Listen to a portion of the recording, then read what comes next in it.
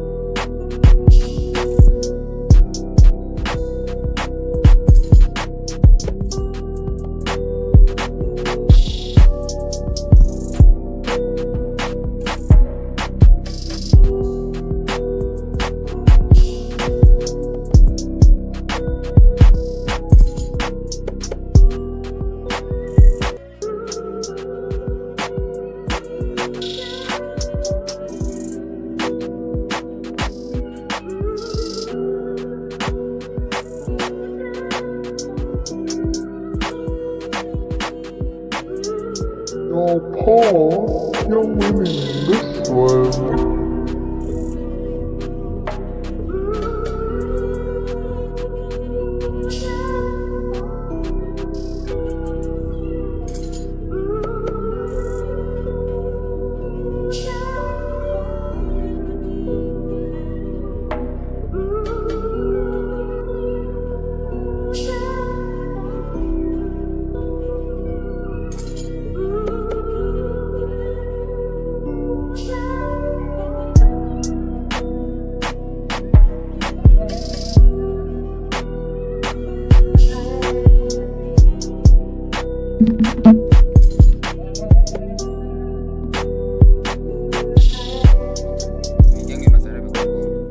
What? That's crazy.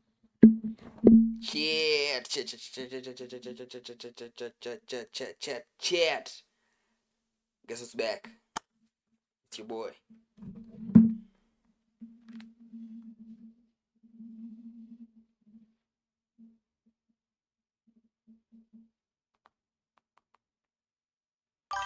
Guess who is back? And the insider is in the building. Ndokurudi. Type with my left hand. Sasa kuna mtu ananitroll kwa group yangu. Sijui ni mkick.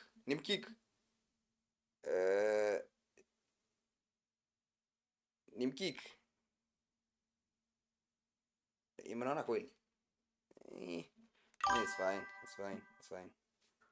I lost my style. What do you mean? Manze, maisha imekuwa ngumu.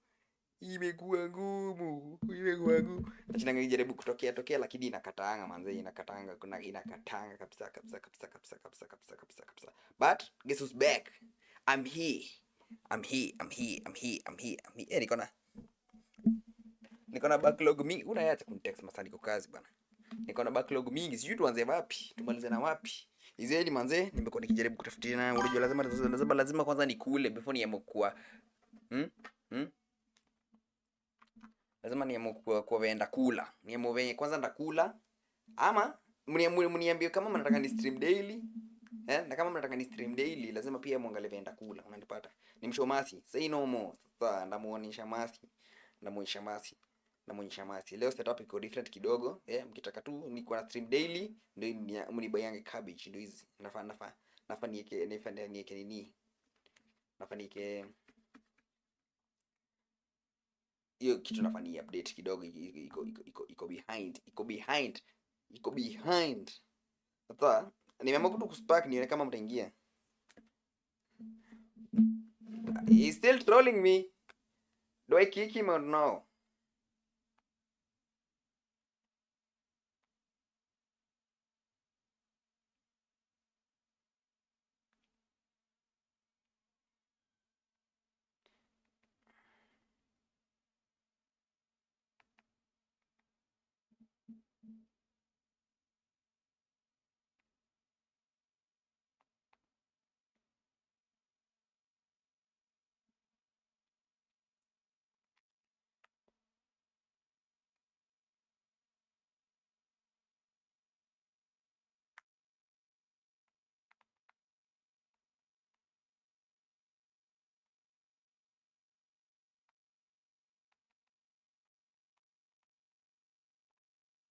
Nitakuwa ni mtroll kidogo alafu nimuachanisha hapo. Nice.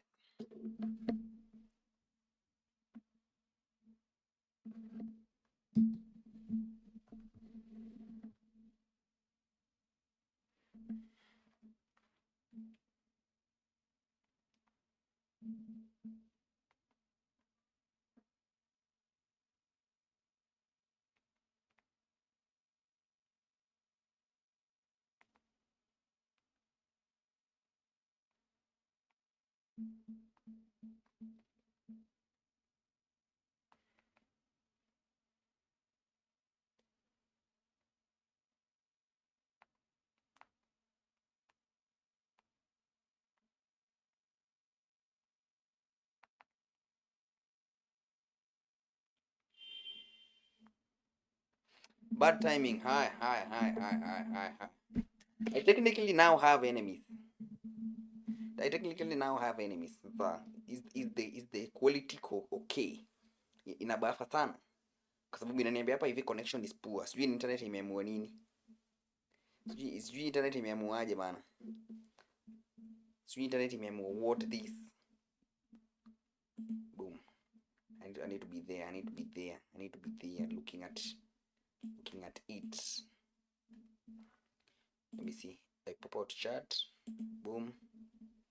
Chat kwa kivyake hapa kando.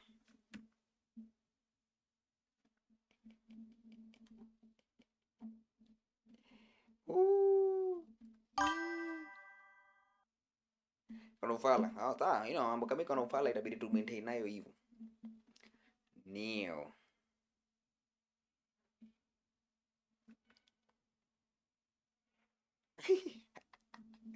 This guy cannot be serious. He's just trolling me. Anywho, mine is also usijali manze, net ni kitu ya kufixiwa, si kitu ya kucomplainia. We gon' be alright. I'm telling you, we gon' be alright. We gon' be alright. We gon' be alright. We gon' be alright. Wachiletangu kwanza imejaa. Wachiletangu imejaa. Hizi zote nimekuwa tu nikizi backlog. Kuna zile nilikasirika nikaamua tu kuziona zenyewe. Kuziona nilikuwa nimeziseti for stream. Ni video that I'm very concentrated in. Let me show you. This is my watch later list.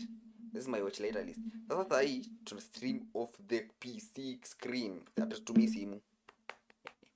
Upgrade. Double is for the upgrade.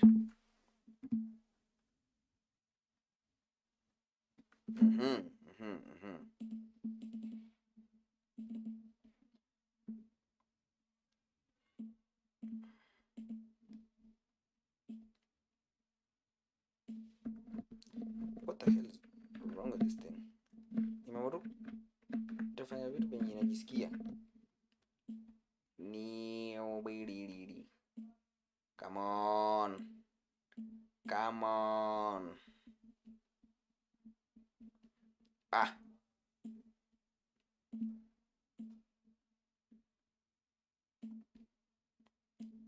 Stuff inanisumbua. Ona. Upuzi tu sana hapa.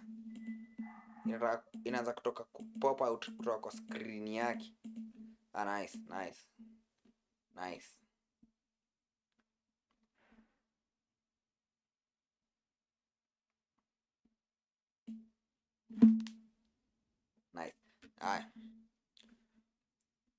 What was I gonna look at today? Kulikuwa na hii O'Hara, like alitengeneza gigantic map of One Piece. Ujamaa. Sasa kuna hiyo vid. Kuna video ya Zoro na Sanji. Kuna video ya Kainu. Kuna video ya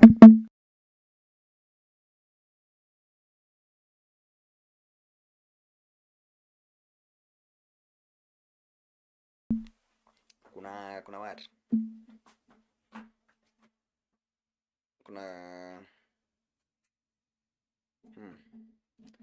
Basically ni mingi people like that. Basically there are many like that.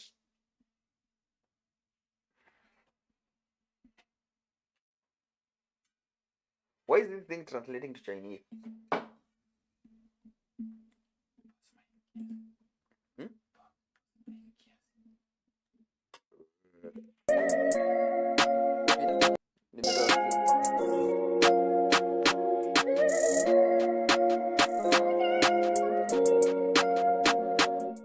Back. Like it never left.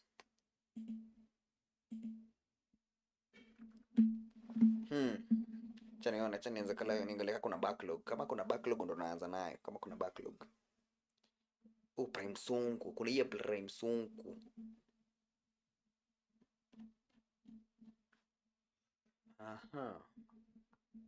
Shishi.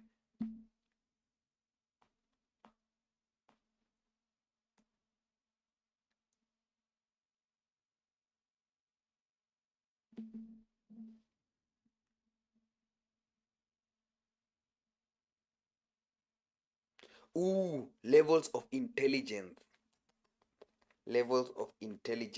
That one is the one. You have been chosen.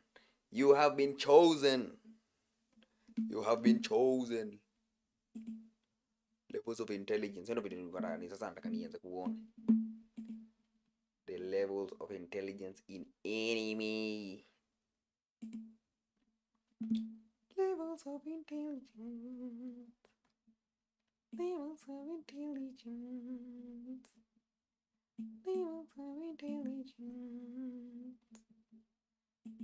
Level 1, Tacticians. Tacticians are the first and most realistic level. Tulia.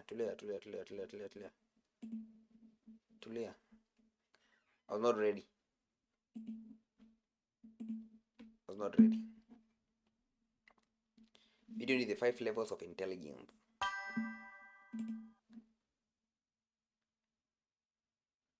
Fani imeanza kulia, inamaanisha sasa kazi inataka kupiga ni ngumu. Ndio hiyo fani imeanza kulia. God damn it. God damn it, God damn it. Anyway, 5 levels of intelligence in the anime.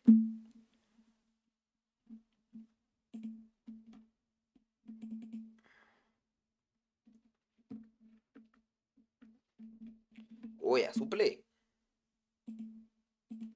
Of anime intelligence. These characters think and plan within normal human limits, but what makes them special is how quickly and creatively they can understand situations and make smart decisions with the little information they have. A strong example is Shikamaru Nara from Naruto. Shikamaru's intelligence is most powerful during direct battles and team missions. With an IQ exceeding 200, How is Shikamaru level 1? Constantly evaluates. How is Shikamaru level 1? Chat. Bulma better on this list. Exactly. Bulma must be on this list. Because kama Shikamaru ko level 1, how far do we go from here?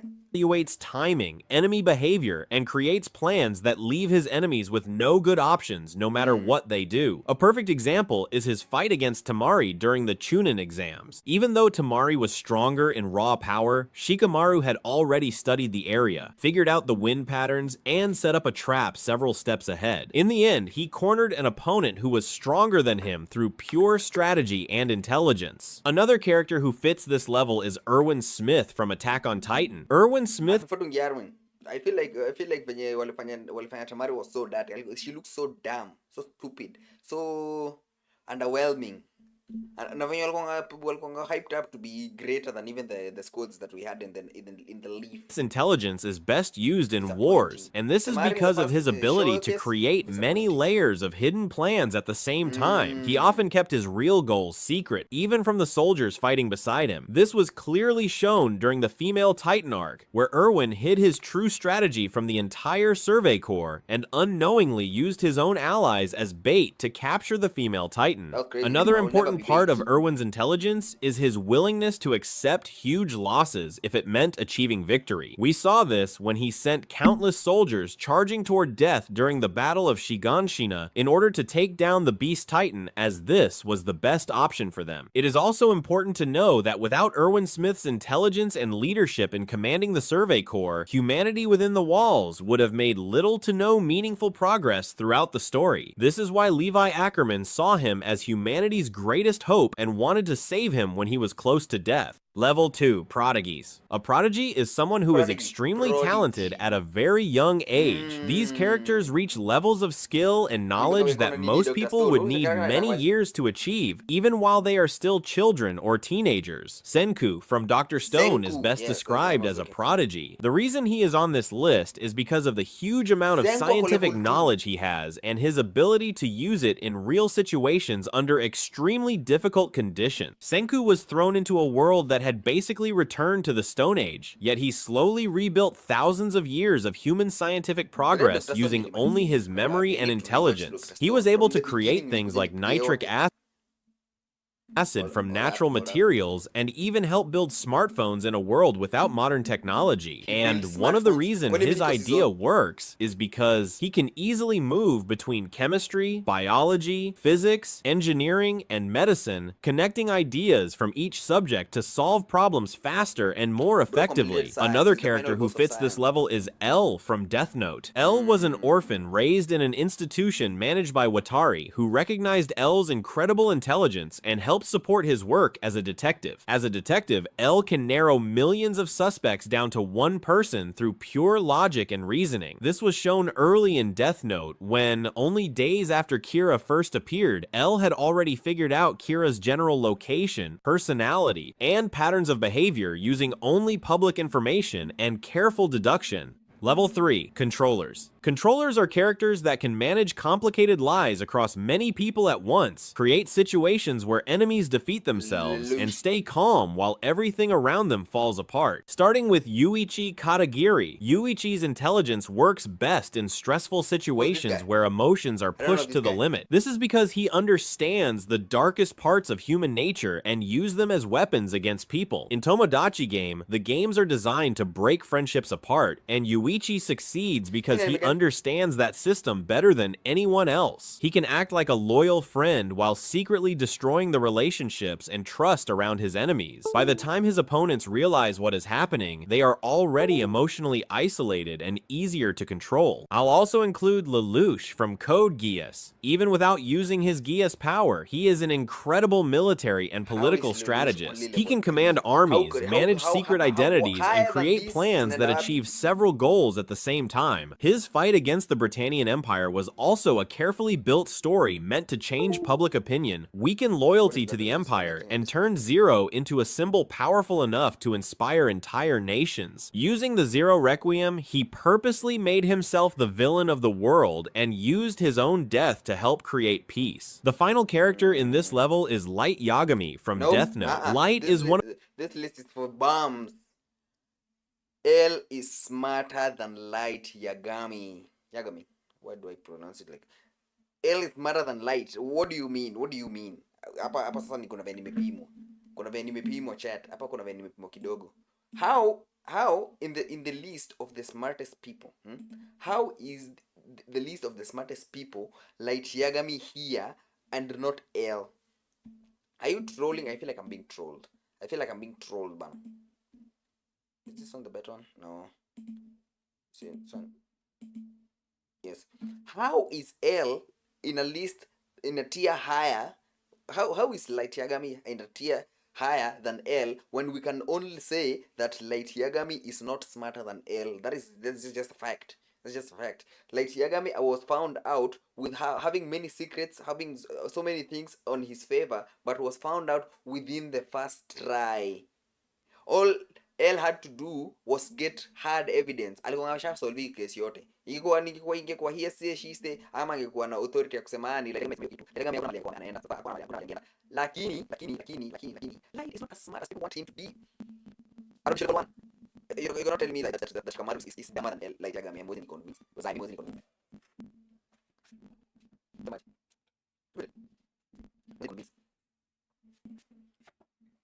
Of the most psychologically complicated characters in anime because his greatest strength and biggest weakness are connected. At his best, Light is an incredible controller. He is able to maintain several different identities. After Light got his hand on the Death Note, he became known as Kira and used the Death Note to kill thousands of people, all while avoiding suspicion for a long time. When L finally caught on him, it became a battle of intelligence because with every plan that L makes, Light turns it into a counterattack almost instantly. He even went as far as manipulating the Japanese task force and eventually taking down L. Level 4, Masterminds.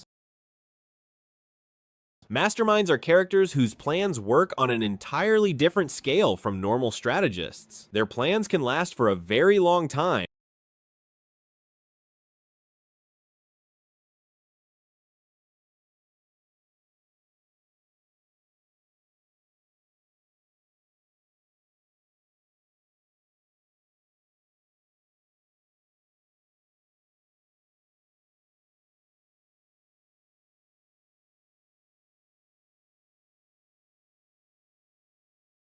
with backup plans hidden inside other backup plans. Even when someone tries to stop them, that resistance often ends up helping the mastermind's plan move forward. Aizen from Bleach is one of the clearest examples of this level. The most important thing about Aizen's intelligence is his control over time and long-term planning. Aizen spent over 100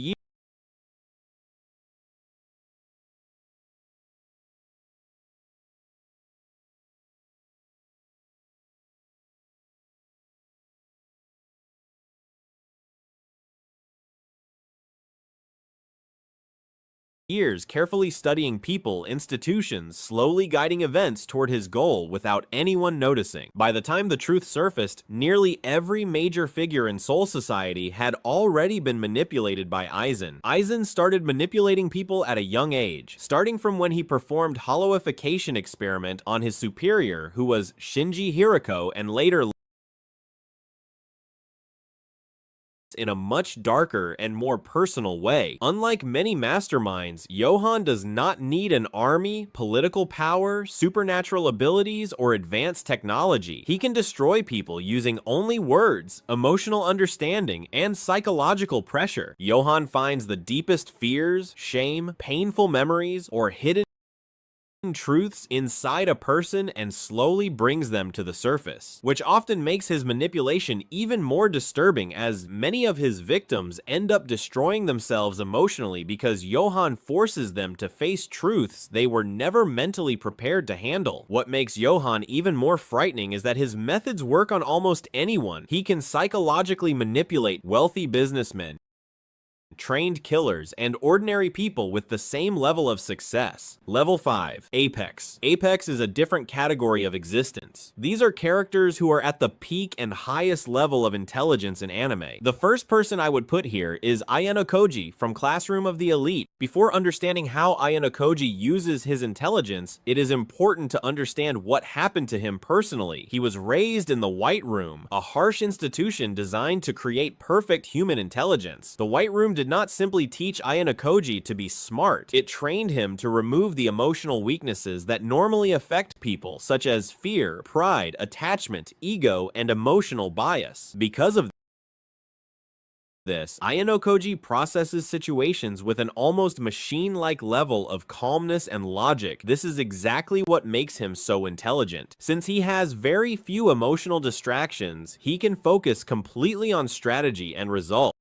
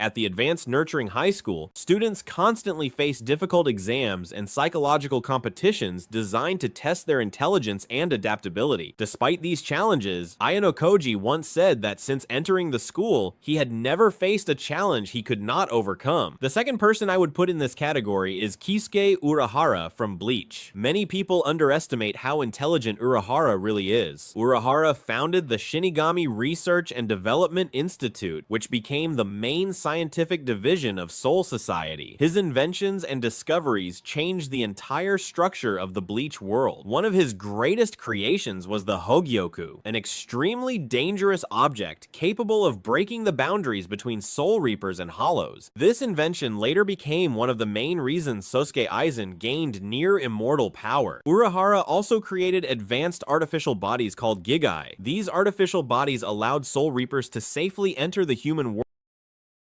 world and interact with humans more naturally. Without Gigai technology, communication between Soul Society and the human world would have been far more limited. Beyond science, Urahara repeatedly saved Soul Society during major crises. He was also one of the key people responsible for stopping Aizen during his invasion. Aizen even questioned Urahara because he genuinely could not understand him. He basically said that Urahara had intelligence greater than everyone else in Soul Society, yet instead of ruling over others or reshaping the world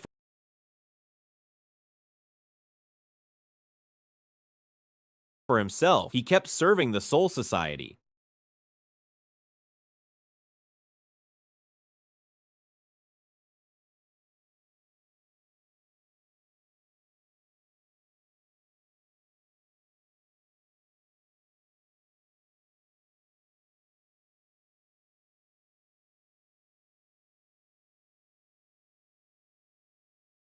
Time. In video games,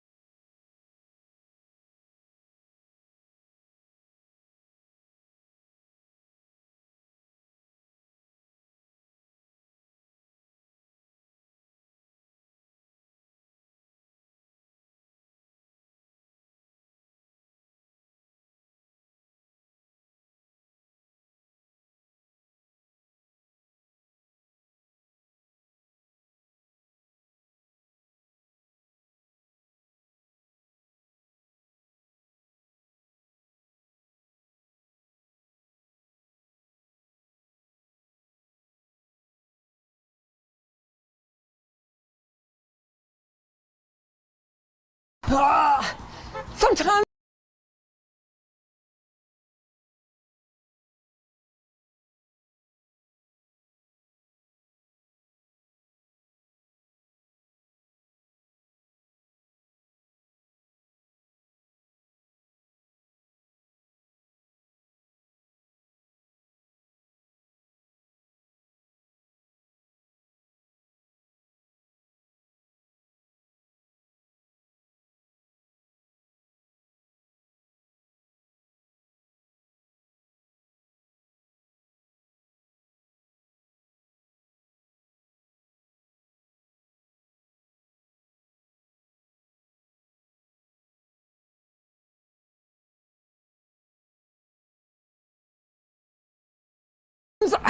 I get tired of the go, go, go lifestyle. I just want to get comfortable, put on an old hat, grab some big league chew, and mosey on down to Bratislava with a truckload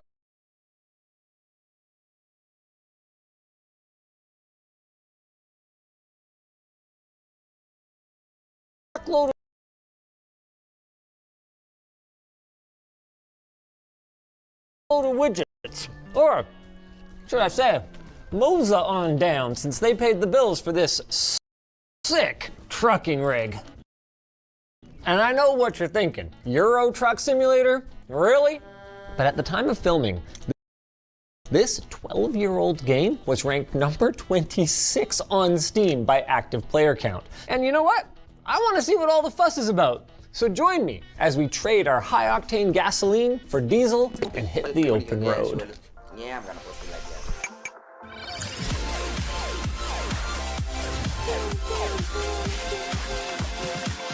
that. The R3 Racing Bundle from Moza is their first officially licensed Xbox set. You get this aluminum alloy steering wheel with a direct drive wheelbase, steel gas and brake pedals, and a desk clamp. Of course, the main attraction for us is the ability to customize it, both in software with their mobile and PC apps, and in hardware with their expansive ecosystem of sim goodies. Of course, we can't really get to any of that until we have a base to build around. And for that, we've chosen the GT Elite Light Wheel Plate Edition from Next Level Racing. We wanted something that was easy to use, reasonably lightweight, but sturdy and adaptable. It's made of aluminum extrusion, and just want to shout out Next Level Racing, who were like, "We got you, fam," when we asked them to send this over. This is going to be a really good starting point for us. Some assembly is definitely required, but at least we get to skip a couple of steps because we won't need the adjustable pedal mount that changes the angle here, since we want a more upright, flat trucker seating profile. Question for you guys, is there a reason this is dirty as all heck? Yeah, I was living in labs for a couple weeks while I was testing everything out, and then between me using it and everyone else, it kind of got a little dirty. Okay, well that's a good sign when it's fun enough that it's not clean anymore for its big ship day. Now, the keen eyed among you probably noticed that the R3 bundle we said we were using doesn't have a clutch pedal, but ours does. That's because adding on to our R3 is as simple as grabbing one of these SRP clutch pedals, moving everything over, and you're off to the races, or deliveries, as it were. All three of our pedals feature high precision Hall effect sensors, and on top of changing the layout, you can change the configuration, adjusting the output curves of the pedals in their software. Since we were down here, by the way, we also added their Moza performance kit to the brake pedal. I mean, don't get me wrong, they're good out of the box, but this gives the brake a bit more of a realistic, progressive resistance. We're gonna have links to all of this stuff in the description, by the way. Now it's time to mount our wheelbase to our shelf. The R3 base offers 3.9 Newton meters of torque and has broad compatibility on PC with presets for many of your favorite Xbox racing and sim games. Wouldn't have minded if more than 2 of the screws fit the cheese plate, but seems like it's on there pretty good, right? That's not going anywhere. Oh yeah, it's not going anywhere. Now, normally you'd mount this really at any height you want, but you'd aim to have it around level with the ground. But for us, we're gonna tilt it a little bit back to get more of an authentic big rig feel. What are you guys thinking for height? When I was testing, I had a straight 90 vertical. What? Shut up. Not even joking. Okay, I'm super into it. Let's do it. All right. All right, should we put it on the ground to determine height here? What do you guys think? Or do we do the seat first? Oh no, I've heard about this seat. There's this company called Vivor. As far as I can tell, their product portfolio is made up of whatever the hell we felt like making. I mean, they've got everything from ultrasonic cleaners to kind of dangerous sounding high pressure compressors. Anyway, this is... So it's like, it's ni kama Oraimo ya tools. Wanatengeneza kila kitu. So hii nilisikia kuna Crocs hadi za Oraimo. So I'm actually very curious. Okay, let me see. Oh wow, the base of the seat, I guess? Yes. Here's the rest of it. Oh boy, so here's how it works. You adjust the tension with this little lever right here, depending on your weight. And then it's like, you put the seat on it, calibrate it, and then it kind of bounces? Yeah, I couldn't exactly figure it out either. As far as I could tell is once you had your tension set, you just lift the seat up and it gets locked into the sprung position. Okay. And then when you sit on it, you kind of just like bounce up and down a little. And how does this mount? So we gotta pull these screws up on the side here. Sure. And then we're just gonna huck it on there? Huck it on there, slap some bolts in. Okay, now technically this is designed to go in a forklift or in a tractor, but we just kind of like the vibe, you know? Like it's got an authentic feel that money just can't buy. Did we really have to buy this? Jake kind of went crazy on the purchasing. Oh, it was Jake. Yeah. I knew it. This is just under his purchase approval limit. Yes. That's why I didn't know about it. Oh. Am I able to just slide this?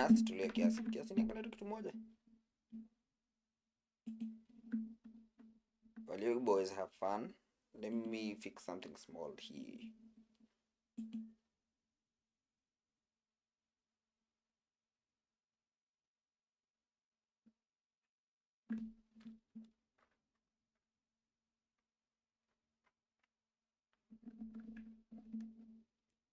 Mchana nitangu wenye stable. Huwezi jua hadi wanafaa kuwa nateseka hapa hivi.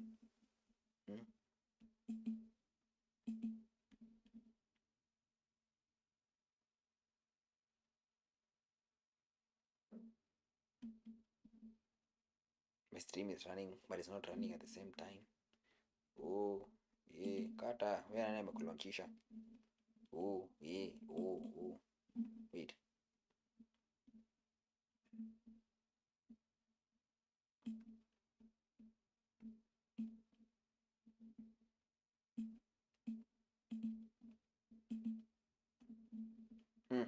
Still says poor connection. Anywho.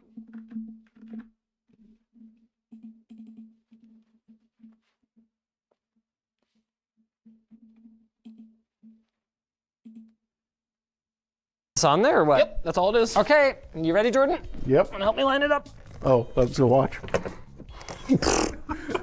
I was ready to watch, not to help. Okay, hey, nice. See, look at that. It's great. Oh, yeah. Now, what's this lifting business we got to do? Yeah, I guess we gotta bring her down now. What is with the size of this seat? How is that adult sized? Oh. So, see, it just disengaged. And now you lift it back up. And it locks back in. Yeah, but it doesn't spring. Well, you gotta be heavy enough to make it spring.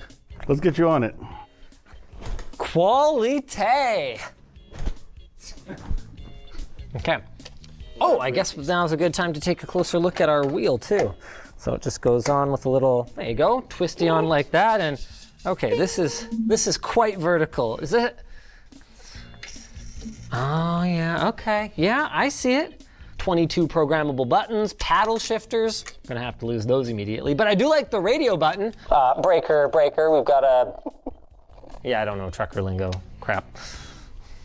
There she is.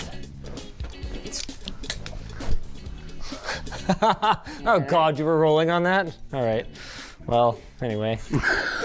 Oh, we're gonna need a screen. We got that, oh, hey, look at that. It's a Justin. He's just in time. I bet he's never heard that before either. No, never. For our displays, we chose what we had lying around in the warehouse from LTX. That's not what Jordan wrote in here, but I'm pretty sure that's the real reason. Anyway, it's a TCL S-Series 4K 55 S4 something. The point is, it's great bang for the buck at 350 Canadian rubles with low input lag, entry-level HDR. Okay, it's 60 hertz, but realistically, do we need high refresh rate for trucking? No. Does this seem a little high? Oh, I mean, no, I got, right, it's all about Sit down and find out. Right, it's trucker ergonomics. So I'm looking, actually, no, it might need to, how hard is it for it to come down a few inches? It is not. Oh, good, let's do that then. Okay. Come down a couple more inches, I would say.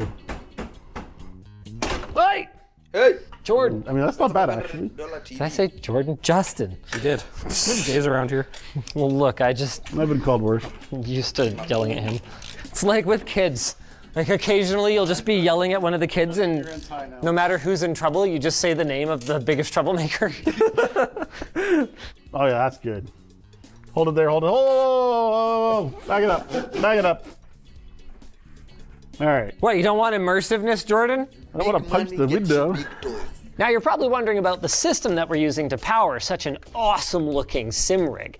And well, it's whatever we found in storage. It's a Starforge pre-built that with a 12900 KF and a 3080 Ti is more than enough to handle Euro Truck Simulator based on these minimum system requirements. Our pals at Logitech sent over a G515 TKL wireless keyboard and a Pro X2 super light wireless mouse. This setup is not the most optimal for this kind of keyboard and mouse. Realistically, their little like integrated trackpad combo thing might have been a better choice, but hey, we're gonna make this work. Let's launch it. You cannot move freely about the world because you don't have a truck. I tried to buy us a truck, but Tanner put us into debt. Okay, sort by price. I mean, yeah, how about ice cream? All right. Who doesn't like ice cream? Offer expires in 5 minutes. Like, is this in real time? Yes. Like, these are real jobs, like in the game world? Yeah. Yeah. What? Don't let anyone down. God, no pressure. Wait, what? There she goes. No one. Yeah, but I'm not, I didn't put it, oh, well, I didn't use the clutch. I guess I don't need it. Hey, cool. It's time to make a delivery. Use the route advisor to see where you are and where you need to go. There's more gears than one, by the way. Yeah, well, I'm in the parking lot, Jordan. It also redlines at 2,000 RPM, so you don't really got a lot to work with. Oh, wow, yeah, how about that? Oh, my goodness. Also, there's a gate there. I mean, yeah, but like, I'm a semi-truck. You have to wait for What does a gate mean to me? Oh, okay, apparently a lot. Tracks, so. Not even a scratch on it. Look at that. That's incredible. We're on the open road, boys. We're trucking. Yes, indeed, we're trucking. Okay, this really feels like a hack with all of this paddle shifting, though. Well, we do have a shifter right here. I mean, come on, please. Oh, that's not quite your style? Hang on. Oh, whoa, jeez. Why are you trying to distract me here? I'm driving, boys. Oh, God, which way am I going? How do I signal? Left. Well, I know what. You said, which way am I going? I asked how to signal. I know which way I'm going. Oh, God, which way am I going? How about this? Oh, no way. Yeah, that's more like it. Wow, where did we get this? It's from SimPanel. Oh. And then the custom length rod and adapter were made by me. Oh, right on. This is great. So what, we just take the knob off of this one? No, you don't. I got you. Wow. Wow. Oh, dude, buddy. Wow, that is so cool. That might be a little far. Yeah. It's okay, we don't use 7th anyways, it's fine. Oh, okay, sure. Okay, yeah, let's go right there. Do we have a base? Yeah. Yes. While he's doing that, let's give you a keyboard stand. Oh, that would be really useful. next Is that in the agenda. notes? Am I supposed to say anything about it? It is in the notes somewhere. Okay, it's a keyboard stand. Next level. Oh, it's from next level. There you go. Is there a reason we didn't put that on in the first place? Because you wanted to do a simple setup first. Oh, well, that's what you get for listening to me. I know, right? We should know better by now, but That is a lot better. Now what? All right, so this is the fun part. Now we got to roll through all the gears. Okay. Click on the thing so you can select the button, where it says Joy button 14. Click that. Okay, so you just put it into first. Yes. no, that's supposed to be reverse. reverse. Oh, bloody. And so you got push down over. Yeah, there you go. You got it. I've driven a stick before. I was talking to some fire shit. I mean, game is game. I have to respect the Riveting. game. I did not see if there were any cars coming before I decided to start making this turn. I could really use a bit of a wider field of view. Do we have any more of these TVs handy? We might. Yes. Just go that way. Am I in third? Oh, fourth. You're in Good. fourth. It says over there as well. If that's easier to read. How am I only going 23 kilometers an hour? You're very slow. There's also a red light coming up. I mean, it'll turn green. Red light. It's very confident Red of you. I think it's Red gonna light. turn green. Red light. I think it was green. Oh, dude, you get a ticket? You lost 80 euros, man. What the heck? Yeah, you think that's funny, Jordan? You think that's funny? Oh, well, I guess I better brake. Oh my light, God, red she light, takes a minute to stop. Okay. Yeah, we gotta get you some more TVs. Yeah, I need more TVs. There's no way I can play this with less than 3 TVs. No. Unacceptable. Okay, yeah, that looks pretty good to Pretty me. close. Oh yeah, bud. Imagine Oh, having yeah, YouTuber bud. money. You I can mean, just hold get on a second. more Colin, TVs from the he original does his channel. best. So you Can you get lift it to up a bit? Simulate a game that you have been given for free. Up. All is on. Okay, no. I'll do it, forget it. Wow. Boy, is that ever something. Okay, we can get these angles a little These bit. angles are not great. I'm working What on did you it. guys do over here? I'm working on it. Then You're making it so much worse, Jordan. No, I'm not. Yes, you are. You can't see what you're doing. That's fair. Okay, that's good. Then you gotta bring the height down a little. No, stop! Just ever so slightly. You know what? It's good. It's good. It's good. Don't touch it That anymore. millimeter isn't gonna matter. Dude. Yeah, it's fine. Oh my God, You two this have just this is random more money, like some it. random thing. Dude, now I can see where I'm going. Let's turn this bad boy on. Red light. She's yellow. No, we could do a rolling stop. Okay, rolling stop. Rolling stop. 80 euros, baby. No, what? No, I stopped, brother. It was 80 euros. No, did it? Said it, yeah. Where? In the corner. What? No, no. You blew past the line, man. Well, yeah, but the line is, it's arbitrary. It's paint. Fun fact, I failed my first driving test, road test, for stopping past stop lines, I think 4 times. I just see them as more of a suggestion. I can't see for past the thing if I had not pulled out a little. Do you need far. more monitors? Oh, I'm taking this exit right away. Okay.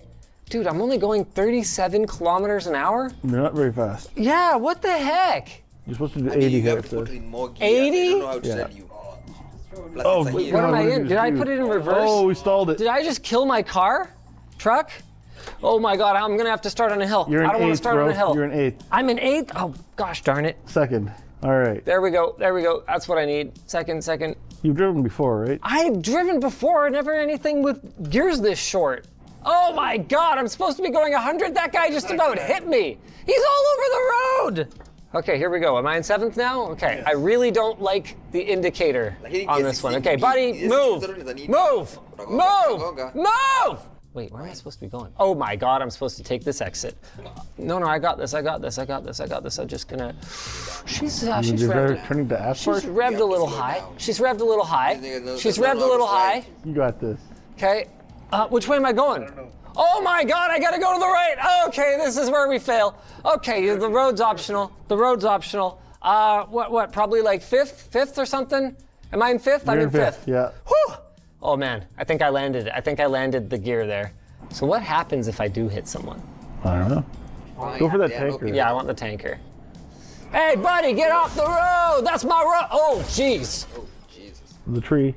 Yep, I found the tree. Let's finish off the setup, and we'll come back to the missions tomorrow. Boy, this is quite the getup. Where'd you even find a belt with a big L on it? Amazon. I love what you've done with the cockpit, though. Are these my jars? Indeed. Why do I have so many? Can't stop trucking. Addicted to the shindig. I guess it's time for the full experience now? Oh, I thought we didn't get it! Okay, in the time we've been working on this, Moza released a truck wheel. And I was told we didn't get it in time! This is so cool! Oh, we upgraded the base as well. I guess the point of that is Why is just the knob to more unlock? modularity, or do you just need the stronger base to account for the additional... You don't need it, but it gives you more force feedback. This is so cool! Okay, now you have some different controls you're gonna have to learn. You gotta use your panel box now. Oh, lordy. So accessory 1 is gonna be your electronics on. So now you can see your dash lights up. Now just turn the key a little bit. You don't have to hold it, and your engine's now fired up. No way! How fun is that? Did you configure the lights and high beams and stuff? Yeah. Yes. Oh, no way, I can see it! Okay, it's time to really truck now. Your parking brake is on. Oh, so parking brake, you gotta pull your parking brake. Nope, you gotta pull it. Pull. It says pull to apply. Well, it's backwards. All right. What's your map there still? Oh, no way! Oh, the map's on a tablet? Yes. Oh, that's so cool. It's running an app called SimHub. Where am I supposed to go? Unfortunately, it actually doesn't give you your GPS direction, so you still have to look at the one down at the car there. Oh, no way. You're going the wrong way. Oh, I could look at both maps. Well, no, I'm turning around, brother. I started out with, man, why is anybody playing a sim game about driving a truck? And now I'm sitting here in this rig and I'm like, heck yeah. Like, this is freaking awesome. You're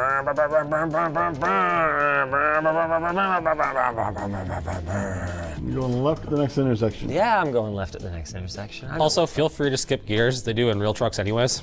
Oh, really? Yes. I mean, And actually, 9 okay. times out of 10, when you're shifting gears on a real truck, you don't use the clutch either. What? Yes. What? No way. I'm joking, you just rev match. Oh, wow. I mean, I won't be doing that, but sure. Okay. Okay, we're going straight to 4th. We got a signal. Can't see my mirror. You're okay. Well, ish. Good luck, everybody. Oh wow, I got the dick. Buddy, hey, where's the horn? Where's the horn? I'm driving here. I'm driving it. So I'm gonna toggle this thing, and then I'm in 8th. Hey, there we go. Okay, I'm not in the lane, but I'm in the right gear. I'm going right. Oh, you got to tell me a little earlier, son. I am a truck driver. I go where the open road leads me, No, you don't. and I signal because I'm a professional driver. Boom. This is incredible. The only thing it needs is like a vibrating seat. That would be freaking awesome. Yeah, that wasn't in Jake's budget. Yeah. You know can what's get a really vibrating wild? seat on a I feel simulator. so immersed in the game right Let's now leave it, that when I go to turn left or I go to change lanes, I want a shoulder check. No, I'm serious though. Like, more screens for that. this is so cool. Approach the entrance gate to get a clearance to bring the cargo to a particular spot. Maybe a good time to adjust the marking the spot where to stop the truck. Oh boy, okay. Well, surely what could go wrong? It'll only take a couple hours. Trailer delivery, where do you need it? Let's play it safe. Sorry, I'm in a hurry now. I think we gotta go. Where do you need it? Confirm. Proceed to unloading area. Oh man, no problem, bud. Am I in reverse? I'm in reverse right now. Yeah, you do appear to be. And I stalled it. No, the other way, damn it. You've backed up before, right? Yeah, I have, okay? I used to actually drive our trailer all the time. I know this. Oh my God. You know what the issue is it just takes so long to correct. I was turning it the right way, I just didn't account for how ridiculously long it takes to course correct. My goodness, how do people do this? Okay, no, I got this. Serenity now. Breathe in. Kamezidi.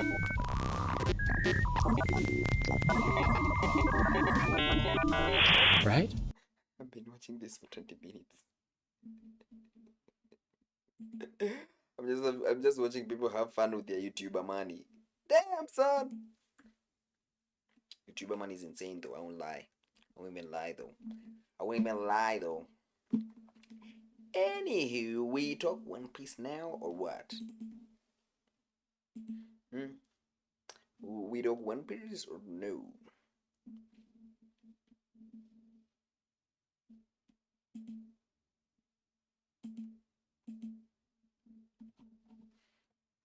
Switch to One Piece.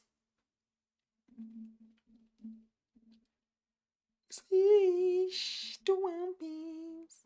Switch to One Piece. Iko wapi? Nilikuwa na hiyo chapter. Nilikuwa na hiyo chapter somewhere.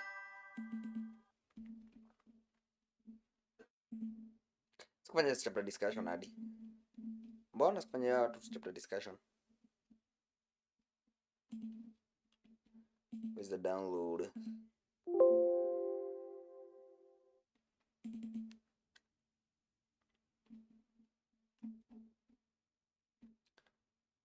Nakuwa nimefanya vitu mingi aje.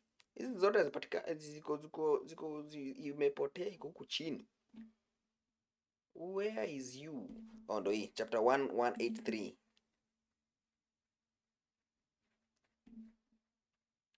Chapter 1183. Bora naka washed. Tulia.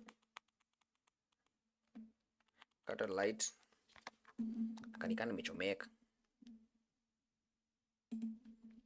Kama nachomeka bana. Tulia. Alafu niongeze Kelvins. Yes, way better like that. Anywho. Where's that chapter review?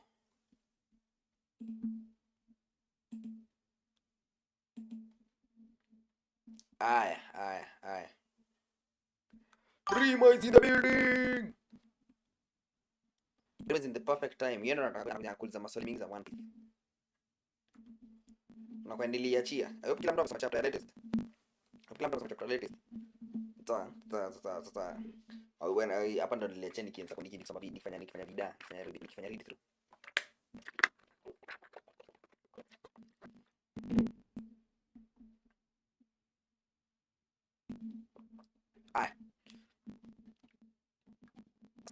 Alikuwa brook upskill. Stop glazing that man, bana. That man does not know you. Oh, what's my part? Queen Candle, she bad. Queen Candle is bad. I was say walikata like 3 hours ago alafu akaanguka. This is what you're talking about. This is what you're talking about. The brook upskill. I already sliced them down. What? Yes sir. From hiatus I see yes sir. I'm from hiatus. Kwani ni mambo yangu ilikuwa imeanza kwa mingi hapa na pale. Like I was telling inside an insider. Like I was telling an insider man. Kiboeka hivi unanikia that bob kwa deal. Kula cabbage. Instead of kushinda nitafuta mboka, unakuja na mboka na kujanga nimechoka. Unani kunitafuta kama ni mbao. Kula mandazi. Na call it a day. Na tunanunua stima pia. Kuna siku nimeenda kusema hivi stima ikapotea. Aya, going back to One Piece. Kidogo tu. This is a 20-year-old Brook. Where's the card? Where's the title card? Yana Loki bado tujiona yake. Raider captain of the Esparia Brook, 20 years old. This man is younger than current Zoro. He's younger than current Zoro. Because Zoro is 21 right now. He's younger than current Zoro. Where is the thing that I'm looking for? I want to write to the scene.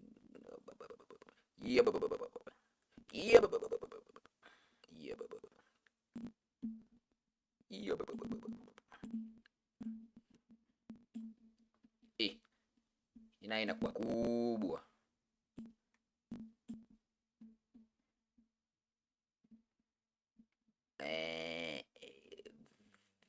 Hapa naona chat. Inabidi kae hapa. Nisikishiriki kidogo.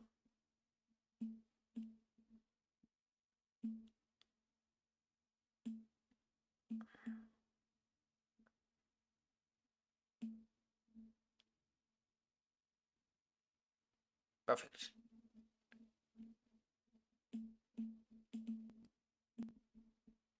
Now, let me put it here. But hapa ndo nimeka chat. Let me put it here. Yes, just over my head. Current Brook is 20 years old. Weeks younger than current Zoro. From here, he sails the seas for approximately, give or take, 40 years. 20 years. So he's approximately 40 by the time he dies. By the time he dies, he's approximately up to 40 up. So in Amansha, he gets stronger. In Amansha, the Brook we have been seeing all along has been holding back. Brook upscale. I've never seen somebody that is, apart from Book mwenye nakukata bila wewe notice, hakuna mtu mwingine mwenye. This definitely Brook upscale. Definitely Brook upscale.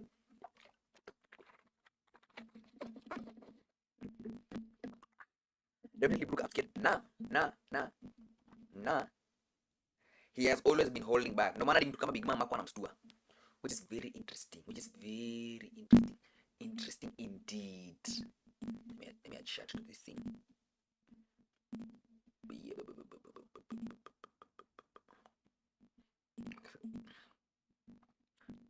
And Brook's foot upscale thing.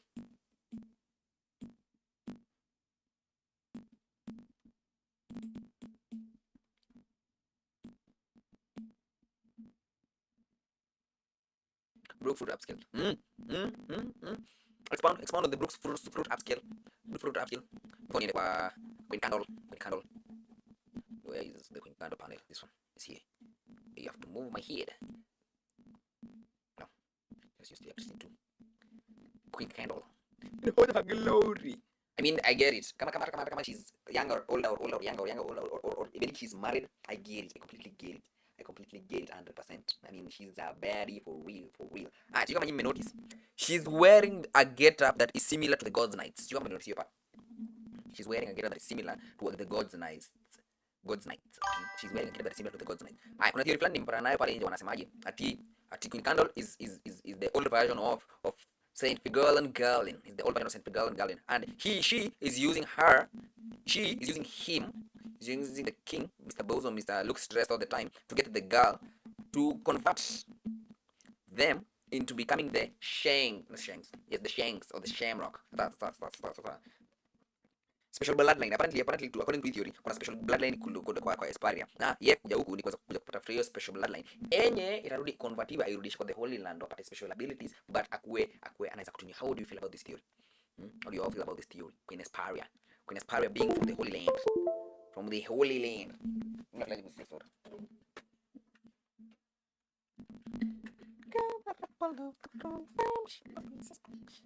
Sea blows to where the winds will be your guide. All across the ocean sky, raise a sunshine far and wide. Play. Oh yeah, kidogo ni stage kidogo. I just had a crazy idea, the craziest of ideas.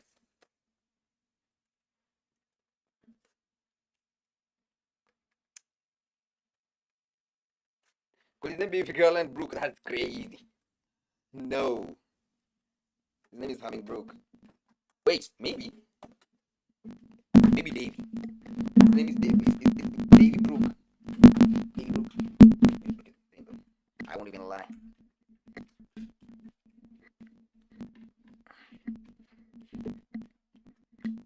Waves are dancing.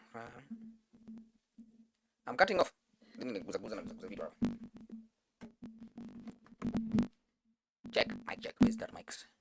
Where's that mic check? Mic check. Figarland Garlin. I feel like Figarland. She's going to be a Figarland.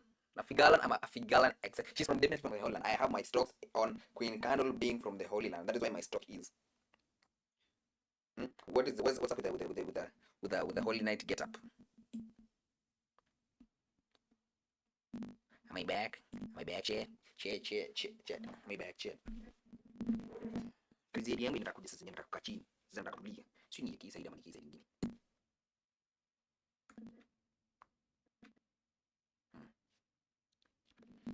Stop.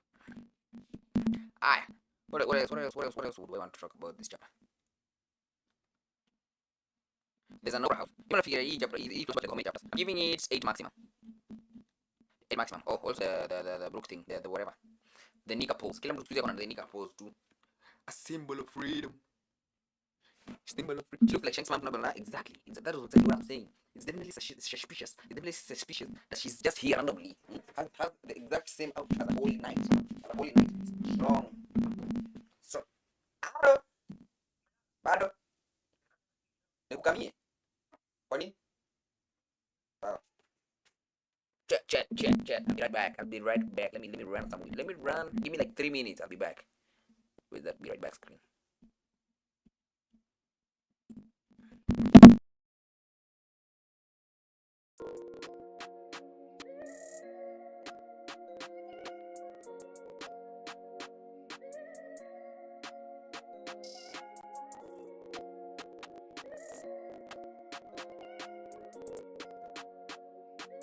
Yo, Paul, you're winning this one.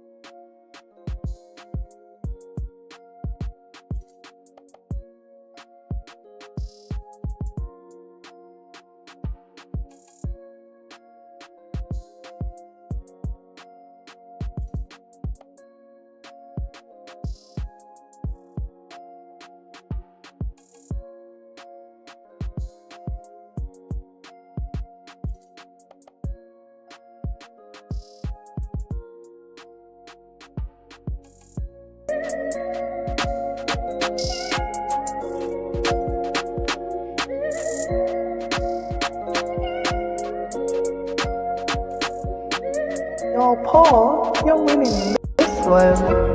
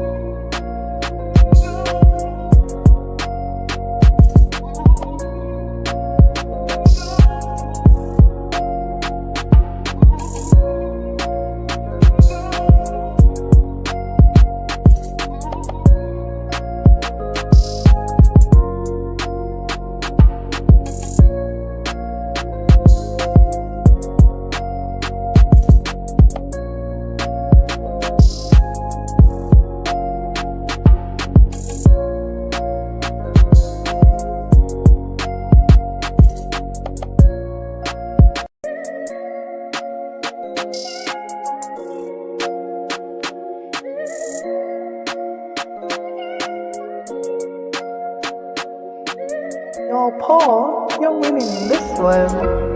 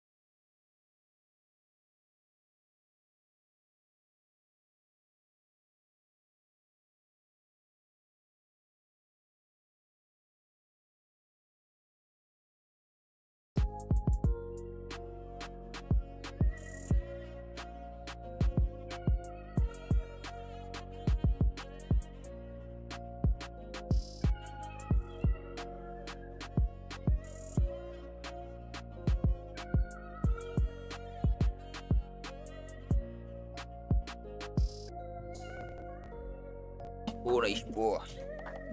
Unaishi poa.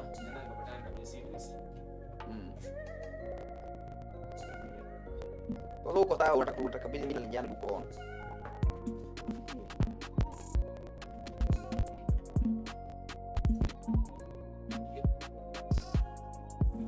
Sijui.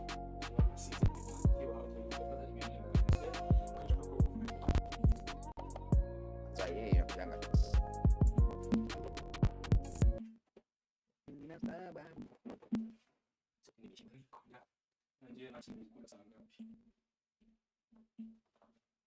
Kombaya.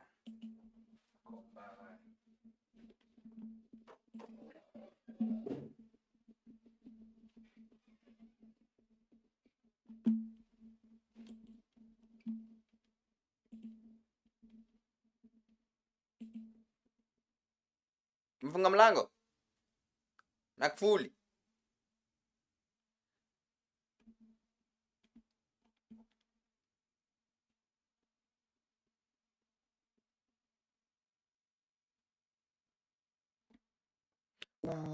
I want to win this game. Back to an Ongori report. An Ongori report. An Ongori report. Jamani. Jamani, she looks like Shank's mom. Ah, yeah. Let me let me grind out some few videos hapa hivi hapo na pale.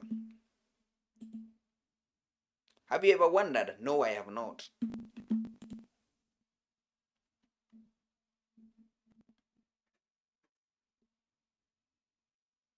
Githeri man.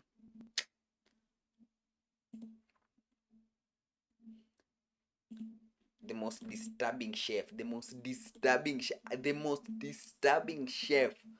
on TikTok. Have you ever wondered? I have not wondered. Why are you wondering for me? I have not wondered. You know, swali nakuja kuuliza watu hapo hivyo. Have you ever wondered what happens when you eat githeri without soup? Like constipation. It's not that hard. It's not rocket science. It's not even rocket science. Have you ever wondered if you boil githeri in karanga? No, I have not wondered. Why am I wondering? Why are you wondering for me? Why are you wondering for me? Have you ever wondered if you can blend fish? No. Surprisingly, you can. Fish can be blended. Yes, that's I know by now you've come across this guy on TikTok. He's doing or cooking some very, very weird things. Recently, he blended horns. Yes, pembe za ng'ombe. Have you ever wondered if cow horns can be blended whole?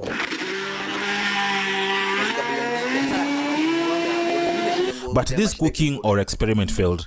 But has blended other things and succeeded, like the fish. He also blended a goat's skull. Just imagine. why? Even more surprisingly, he blended 2 trays of eggs with the shells. Have you ever wondered if 2 trays of eggs can be blended whole? No, I have not. Why are you wondering? It might look like he's just playing with the blender, but it's actually cooking. Yes, like here, when he blended these eggs together with the shells, he ended up making this weird looking meal that looks like a cake. What I'm not sure about is, does he eat these meals? Juu karibu videos zote nimeona, he never records that part. Or does he? Anyway, besides blending, he also likes frying. Like here, he was frying eggs, and it was a disaster. Many people love his content, but some people don't feel he's doing the right thing. And they were saying that anafaa anyang'anywe hiyo blender. Ile time aliboil alirusha mayai mbichi kwa mafuta moto. Yalipuka. The best day alianga hiatus for like a month so. Mwenye alibeja boys makeki blender. Mazee iende. Iendejo. So why does he do what he does, and why does he blend everything? If you check his TikTok profile, he has stated that he's an experimental food content creator and that my kitchen is my laboratory. And if you watch his content, you know the most important item in the kitchen is this, the blender, to blend anything he wants to blend. Anyway, he calls himself Boys Makeki. You may be wondering why Makeki, because we all know Makeki is cake. And yes, he was actually making cakes before he began experimenting with the bones. If you check his older posts on TikTok, and it's simple, you just go here and press older, and yes, these are the older videos posted. He began posting in 2023, and as you can see, he was making very normal meals. And Makeki was actually specializing in cakes. And that is, as you can see, this cake looks like it has been made by a professional, according to me. Maybe you may have a different opinion. Let me know. And there are more other cake making videos posted. And it seems like he was selling these cakes. He had clients. Makeki also shared recipes on how to make. Nilidisappear alafu nilipata na hii video. So nimekuwa nikiignore for like 2 months and I want to watch it right now. So let's make Saturday nilikuwa One Piece. Ulisahau hiyo part. On the main nilikuwa kwa One Piece. Saturday is the day for One Piece. One Piece day when the chapter drops. Cakes like this chocolate fudge cake. This is actually him showing people how to make vanilla cake. It was a very simple recipe, nothing weird, and this video got a lot of views, over 600,000 views. Anyway, we are not here to talk about his normal cooking, because once we have that, but his weird cooking. So when did he begin doing that? But before that, let me talk about today's sponsor. You know that moment when your date is about to end, but you still need TikTok, WhatsApp, Instagram, YouTube, schoolwork, job applications, or just to stay online. Now, Mkeo is making that easier. On Mkeo app, you can earn beacons by doing simple things like inviting land sellers, sharing land listings, checking listings, and staying active on the app. Now, those beacons can later change into data MBs. So instead of just scrolling all day and getting nothing back, you can use Mkeo, help land buyers and sellers connect, and earn rewards that support your internet life. Now, if you know someone selling land, tell them to post on Mkeo for free. For now, no. It was the end of 2024 is when Makeki began posting weird meals. This is probably the first weird meal I saw on TikTok. It was saucy, cabbage, and blue ugali.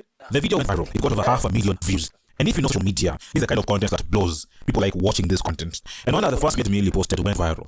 Now, blue ugali might not seem weird to some people, but check this next ugali, orange ugali. Even once, he decided to make this what he called a black and white theme supper. The ugali was black, the cabbage was black, and even the egg was black. The only white thing was the milk. As you can see, he used activated charcoal to make that ugali, which is so weird. Anyway, that video got a lot of views, 1.2 million views. That's a very big achievement on TikTok. Since these videos were getting attention, he decided to experiment with more colors. There was a time he made this blue rice, then also made the green chapati and also black chapati. Now, coloring things was getting boring, you know. You can't give people the same thing over and over again. So Makeki decided to fry things, and the first thing that got fried was apples. After apples, he fried avocados. This avocado video right now has about 1.9 million views. People seemed to like this content. So Makeki then decided to fry ripe bananas. And this video even went extremely viral. Right now, it has 2.6 million views. Now, we can't possibly cover everything this guy's cooked on TikTok or posted because the videos are too many. So let's skip to the part where he began blending things. One of the first things he ever blended was eggs with the shells. Have you ever wondered if eggs can be blended?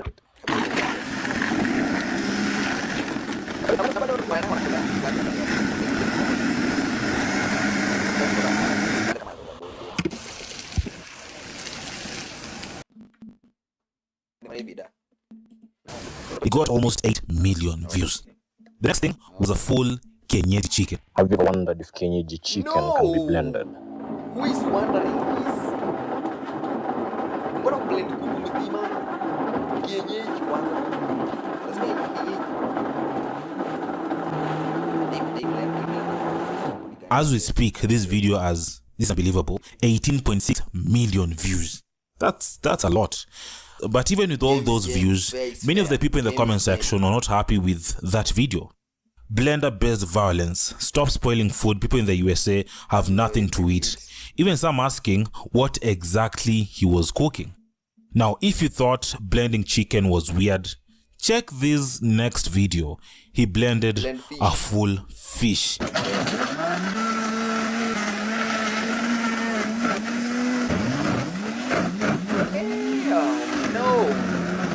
And it gets even more and more weird. Have you ever wondered if a goat skull can be blended whole? Why are you wondering this thing? Why are you wondering this thing? Mbona hivi imeanza? Nilikuwa na wanda. No. I was about here. No. Goat skull, yes. Blended whole.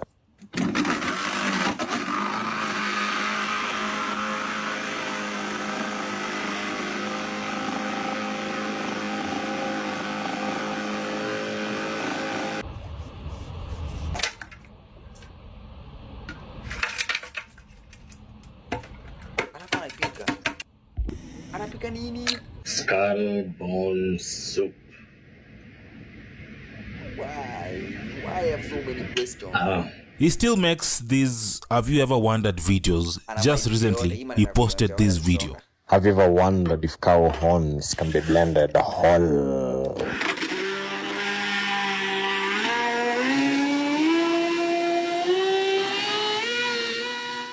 Whatever he does might look stupid, but some people enjoy this content. Or maybe they are not, maybe they are just surprised by whatever he's doing. But his weird content has paid off. Makeki has worked with several brands and even got several nominations. In 2025, AfriGlow Choice Awards nominated him as the Baker of the Year. Also got nominated at the TikTok Awards 2025 Sub-Saharan Africa in the category Food Creator of the Year. A very big achievement. I have amazing news. I have been nominated in TikTok Awards 2025 Sub-Saharan Africa in the category Food Creator of the Year. Today, Makeki has nearly 600,000 followers on TikTok alone and close to 16 million likes. That does not come easy. He also has a big following on other sites like Instagram and Facebook. Maybe in the future he may try to experiment with other things, and I pray and hope it does not involve the blender, because that blender has gone through a lot. I found the blender. Have you ever wondered why I'm not watching his things anymore? Damn,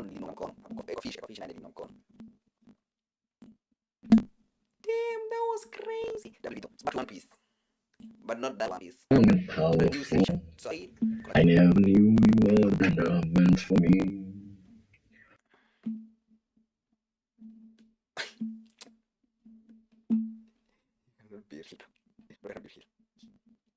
Bro is AI. Bro is sent by the CIA. Bro is definitely sent by the CIA. To mislead us. Distract us from the finance bill.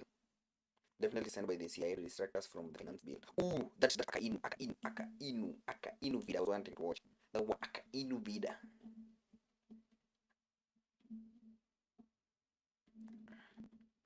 By net ilifanya tushinde tu hapa mpaka sasa kabisa ngapi.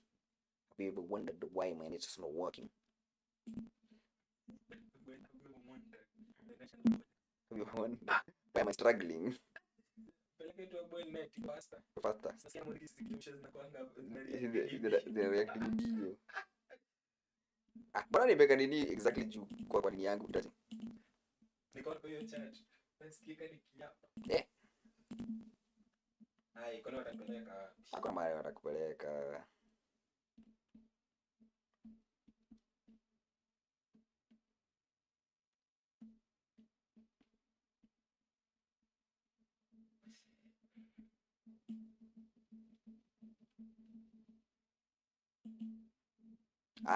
The most evil man. The most evil man in One Piece. The most evil man in One Piece. Akainu. Sakazuki was born 55 years ago in the North Blue. Barely anything is known about his early life, but going off the one image we have of him back then, we can assume his childhood was difficult, and that no doubt played a role in the philosophy he would have later on. And whatever experiences he did have, it would result in him joining the Marines when he was 23 years old. He worked his way up. Bro is not cool. Why is wearing a hoodie with a cap on? He thinks he's me though. He wants to be me so bad. Rising through the ranks to become a Vice Admiral in less than 10 years, an incredible feat since even the hero of the Navy, Vice Admiral Garp, took a similar amount of time, if not more, to do the same. This shows Sakazuki's drive to enforce his ideals of justice as quickly as possible, and this is shown when he used the full authority of his new rank at Ohara. He was sent there as one of the 5 Vice Admirals deployed at the Buster Call. His assignment was simply to oversee the destruction of Ohara, and do his part to ensure none of the scholars on the island survived. But no, he went further. He ordered his crew to fire on the evacuation ship, carrying only innocent people that just happened to live on Ohara.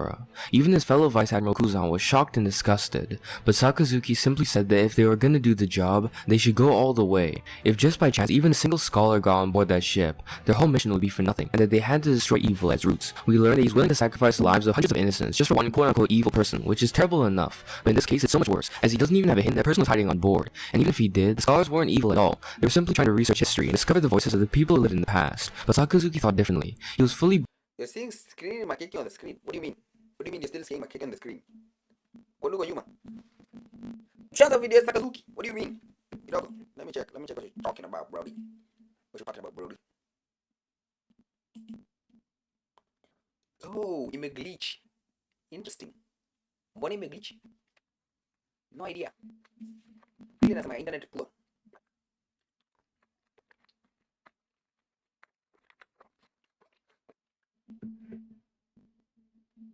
Latency yangu iko chini. Manze, latency yangu iko chini kabisa. Sasa mimi nishaanza video nyingine kivyangu, na nani ananiambia anaona bado kuboza makeki, bado hajabeza makeki jaisha. Oh, iko tu nyuma kidogo ataka catch up.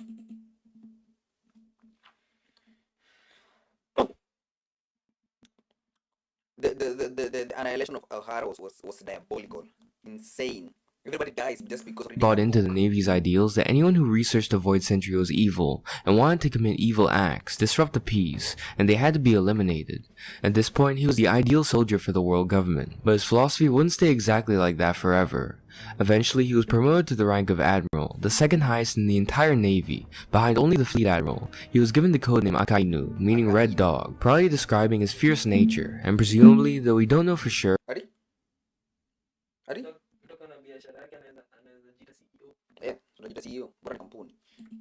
he might have been given his Delphi by the world government around this time, though it's just as possible he had it before then. The fruit in question was the magma fruit, the most destructive Logia Del fruit in the entire— Sure, he might have been given his Del fruit by the world government around this time, though it's just as possible he had it before then.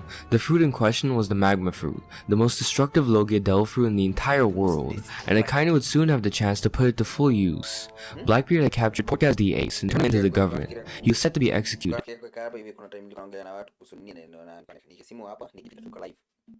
and the entire Navy was ordered to be present, since Whitebeard was expected to attack. Akainu sat front and center. This was his chance to defend his ideals on the biggest stage, and he wouldn't miss it for anything. And just as everyone expected, Whitebeard arrived. As the war began, Akainu remained seated, watching everything from afar, not overextending. He understood that restraint was important, and this didn't come from laziness. Oh no, this man wanted more than—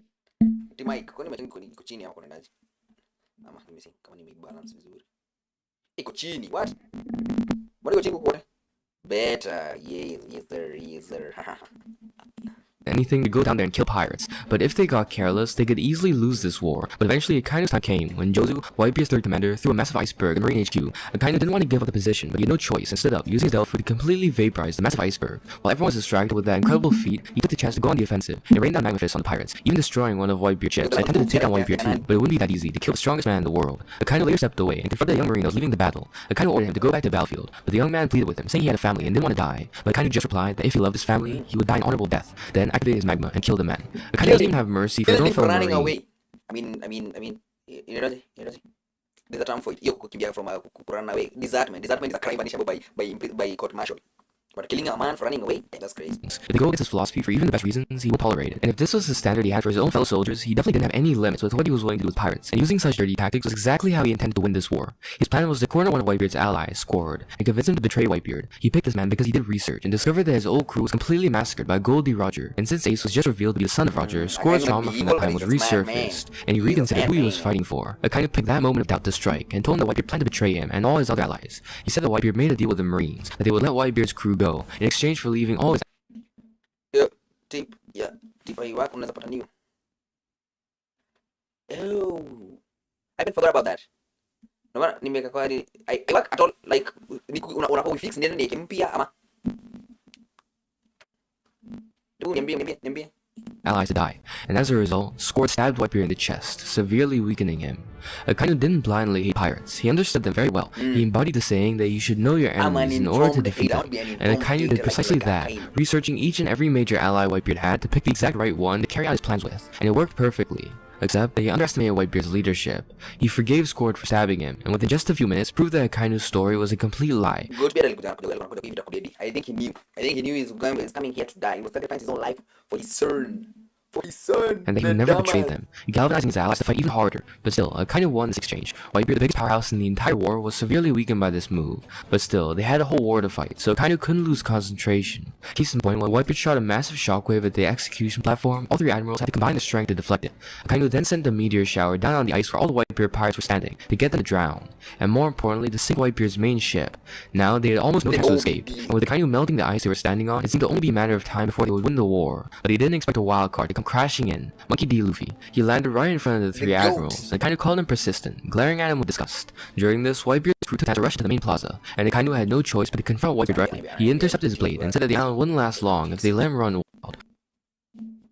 Hold on, nimelocrow inamaanisha ni yangu inaanza kuhang. Maybe.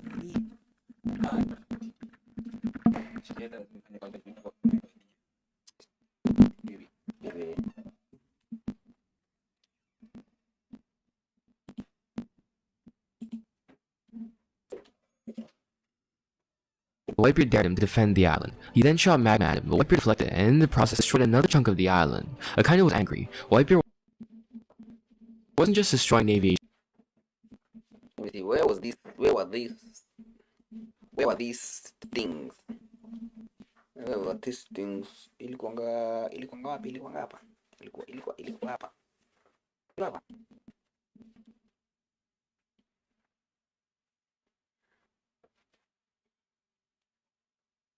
Yangu inafaa kuwa na 88 bob. Where is my 88 bob bana? Hii ni yako maina ndio ilirudishwa sio? Gani?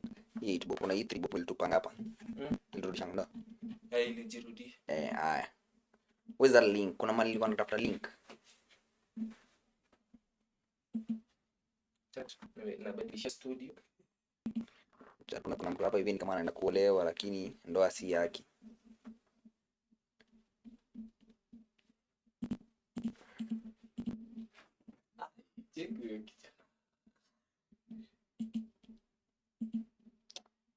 Where is that thing I'm looking for? I'm looking for something and I'm not finding it.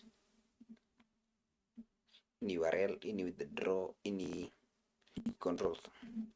Links. I need links. Where are the links? Library. No. Setup. No. Stream.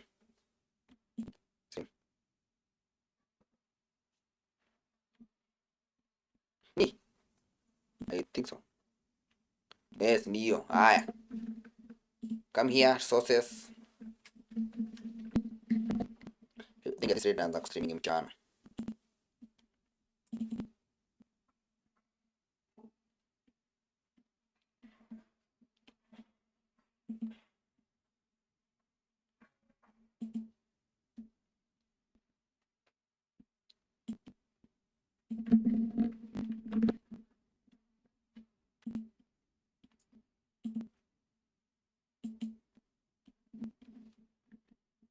Try it now.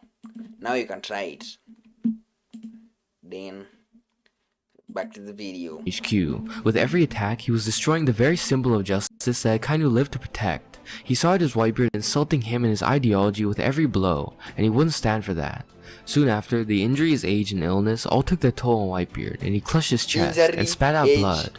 Akainu said that even he couldn't defeat old age, and with no hesitation, used his moment of weakness to stab him right through the chest, pouring magma into his body.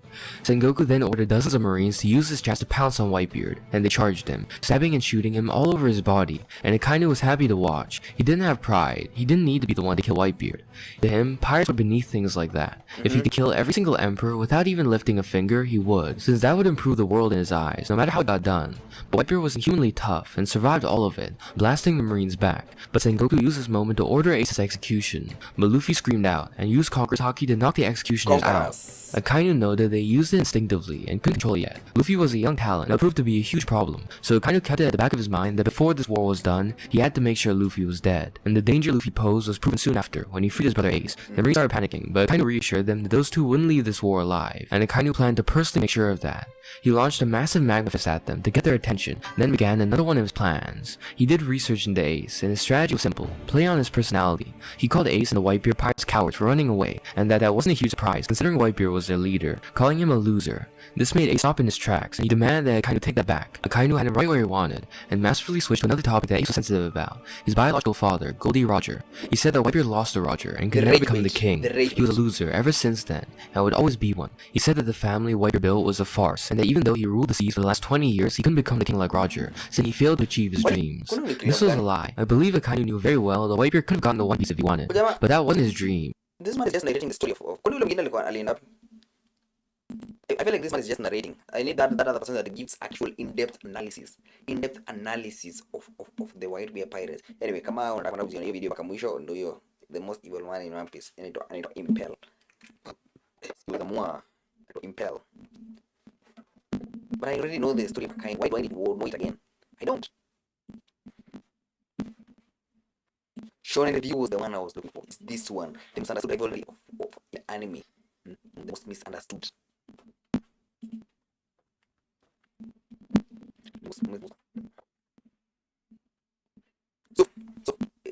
Luffy's journey to become Pirate King has never really been framed as the story of one man doing everything alone. The further One Piece goes, the more... I need to come down. I need to make sure this main is telling me that my link is working now. Anybody go get man? Hey, let's go chini, rada. And make up a ultra urgency. Okay.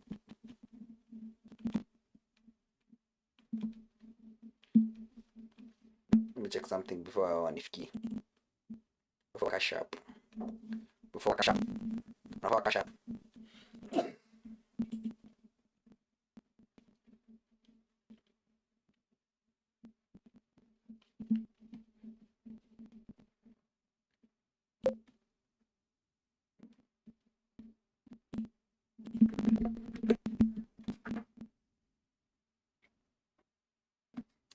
Yes.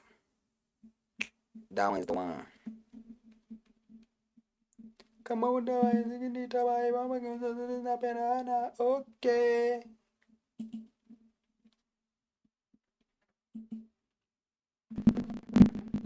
Must have 7% from charge.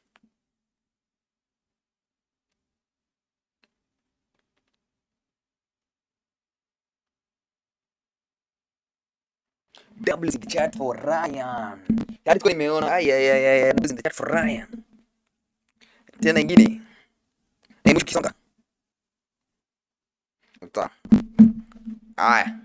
What am I looking for? I was looking for something. What was I looking for? I'm looking for something. I was looking for something. Hii link inadu yenye nimeweka mpya sahi. So ndio hiyo inaniambia inadu. Just to be sure, I'm gonna test it again. Just to be sure. Hii beta testing na kwambia take long. Sijui usiniambie tubaya tu launch, hii kazi tuingie kazi. Tuingie mboka.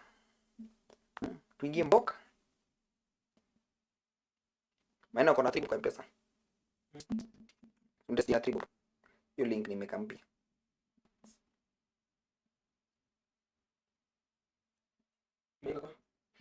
Link inafanya hapa. IG at IG.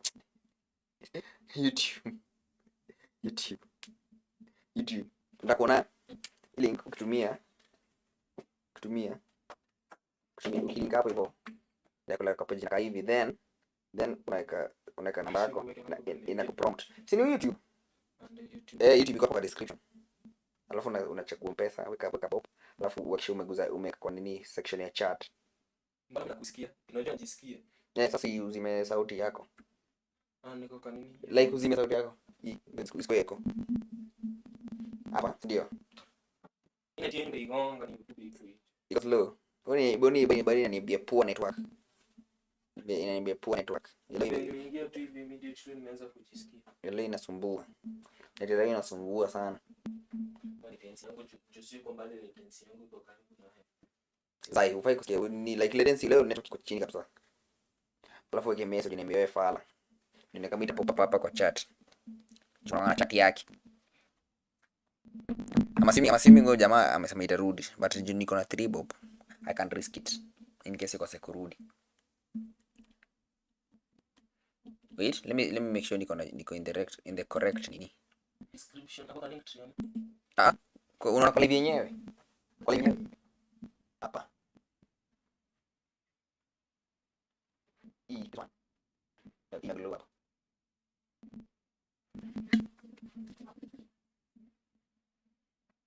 Sasa ndio niko kufika. Ndio video yangu inafika nini? Inafika kwa description.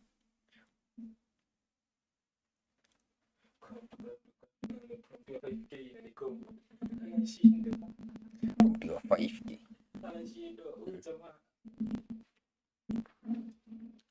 Probably 5K is wild.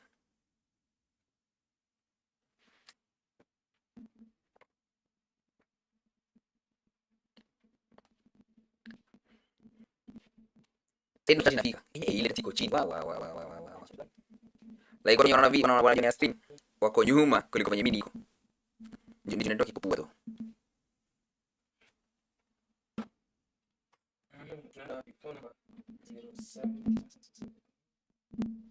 Ukiko ya katikati.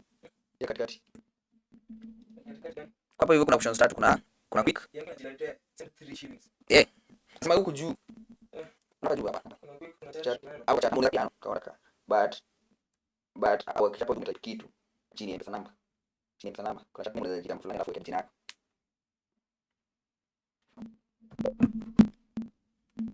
Clear neon. With that is this one. Sioni vizuri ngoja.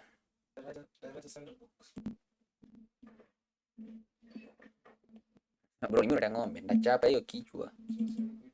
Sindita ng'ombe. Inakam basi ni kadogo cha ni boost.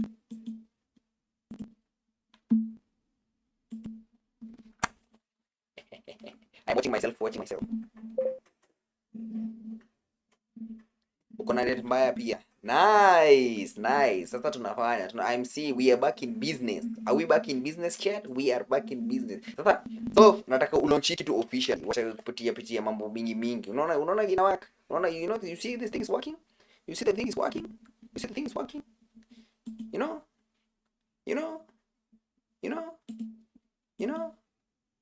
Close this window bwana. Really appreciate nani? By the time after stuff, I've already moved on, but I can see the things is popping up. I need the font to be improved though. Slightly, kidogo tu.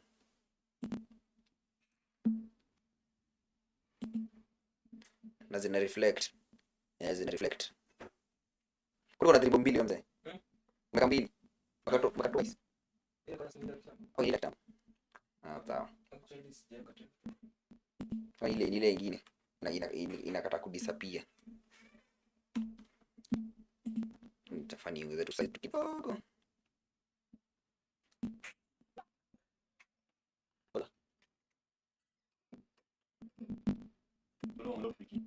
Jamaa niingie sasa.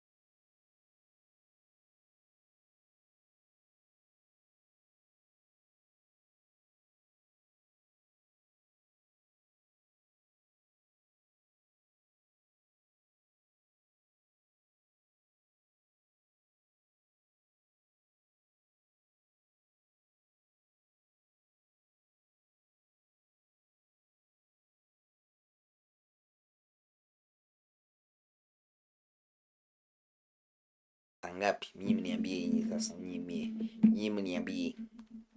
I'm feeling ndakuwa na stream kutoka sasa asubuhi at this rate or something of the sort. I don't know, organize something of the sort.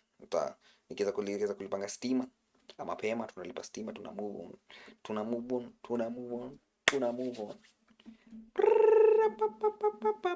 Where's that watch later list? Ilikunga watch the most misunderstood rivalry. The most misunderstood rivalry in anime. Where is that vid? It was here somewhere. This one. The most misunderstood rivalry. Are you a Zoro fan or are you a Sanji fan? At the end of the day, it doesn't matter.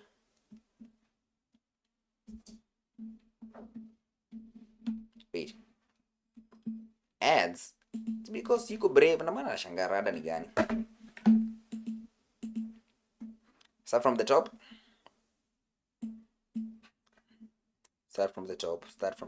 It's video is called The Most Misunderstood Rivalry in Anime. That is the video.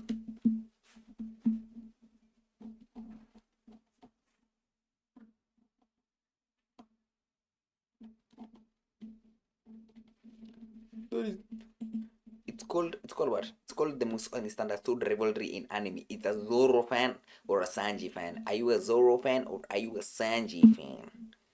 That is the question.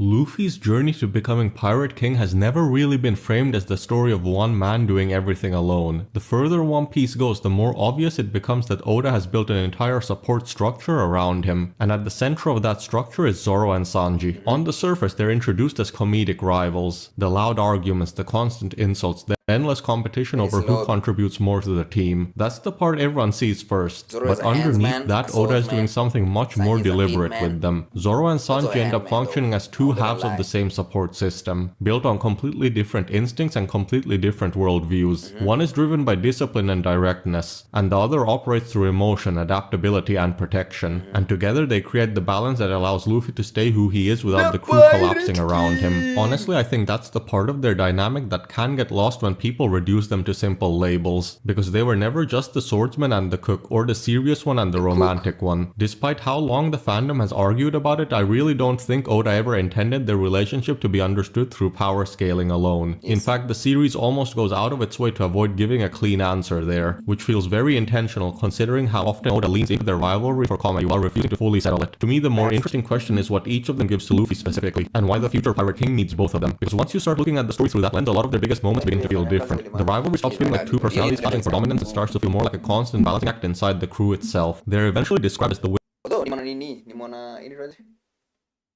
GoPro. Unajua kampuni GoPro? Unatengeneza GoPro kenye unaweza attach lens refu. Mimi nimenunua GoPro kashona hii hapa. Lakini ameattach ile lens fulani ile ya sports, ile ya white. You can open it, but let's get wings of the Pirate King, and the reason that metaphor lasts so well is because wings only function when both sides move together. So let's start this video by looking at their core dynamic, which involves their contrasting archetypes. But then let's just get it out of the way.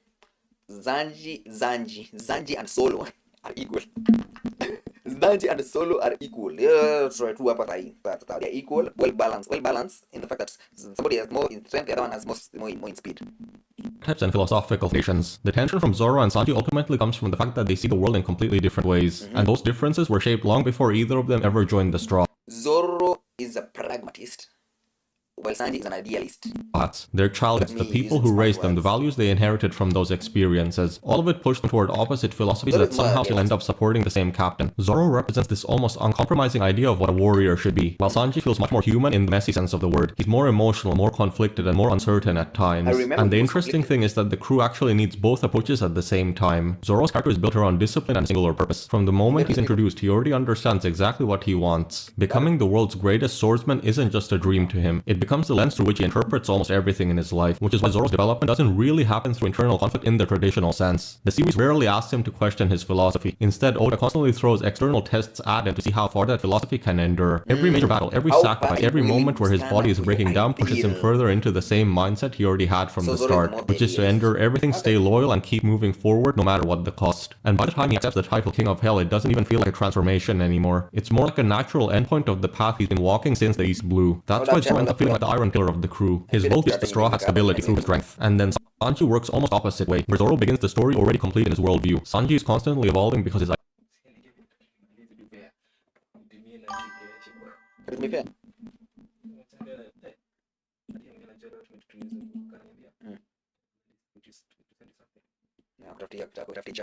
identity is built on contradiction. He grew up in an environment where emotions were treated as weakness. The Vinsmokes tried to strip humanity out of their own children entirely, but then the Baratie and Zeph gave him a completely different philosophy built around compassion, empathy, and feeding people no matter who they are. So a huge part of Sanji's story becomes the struggle between those two worlds. And honestly,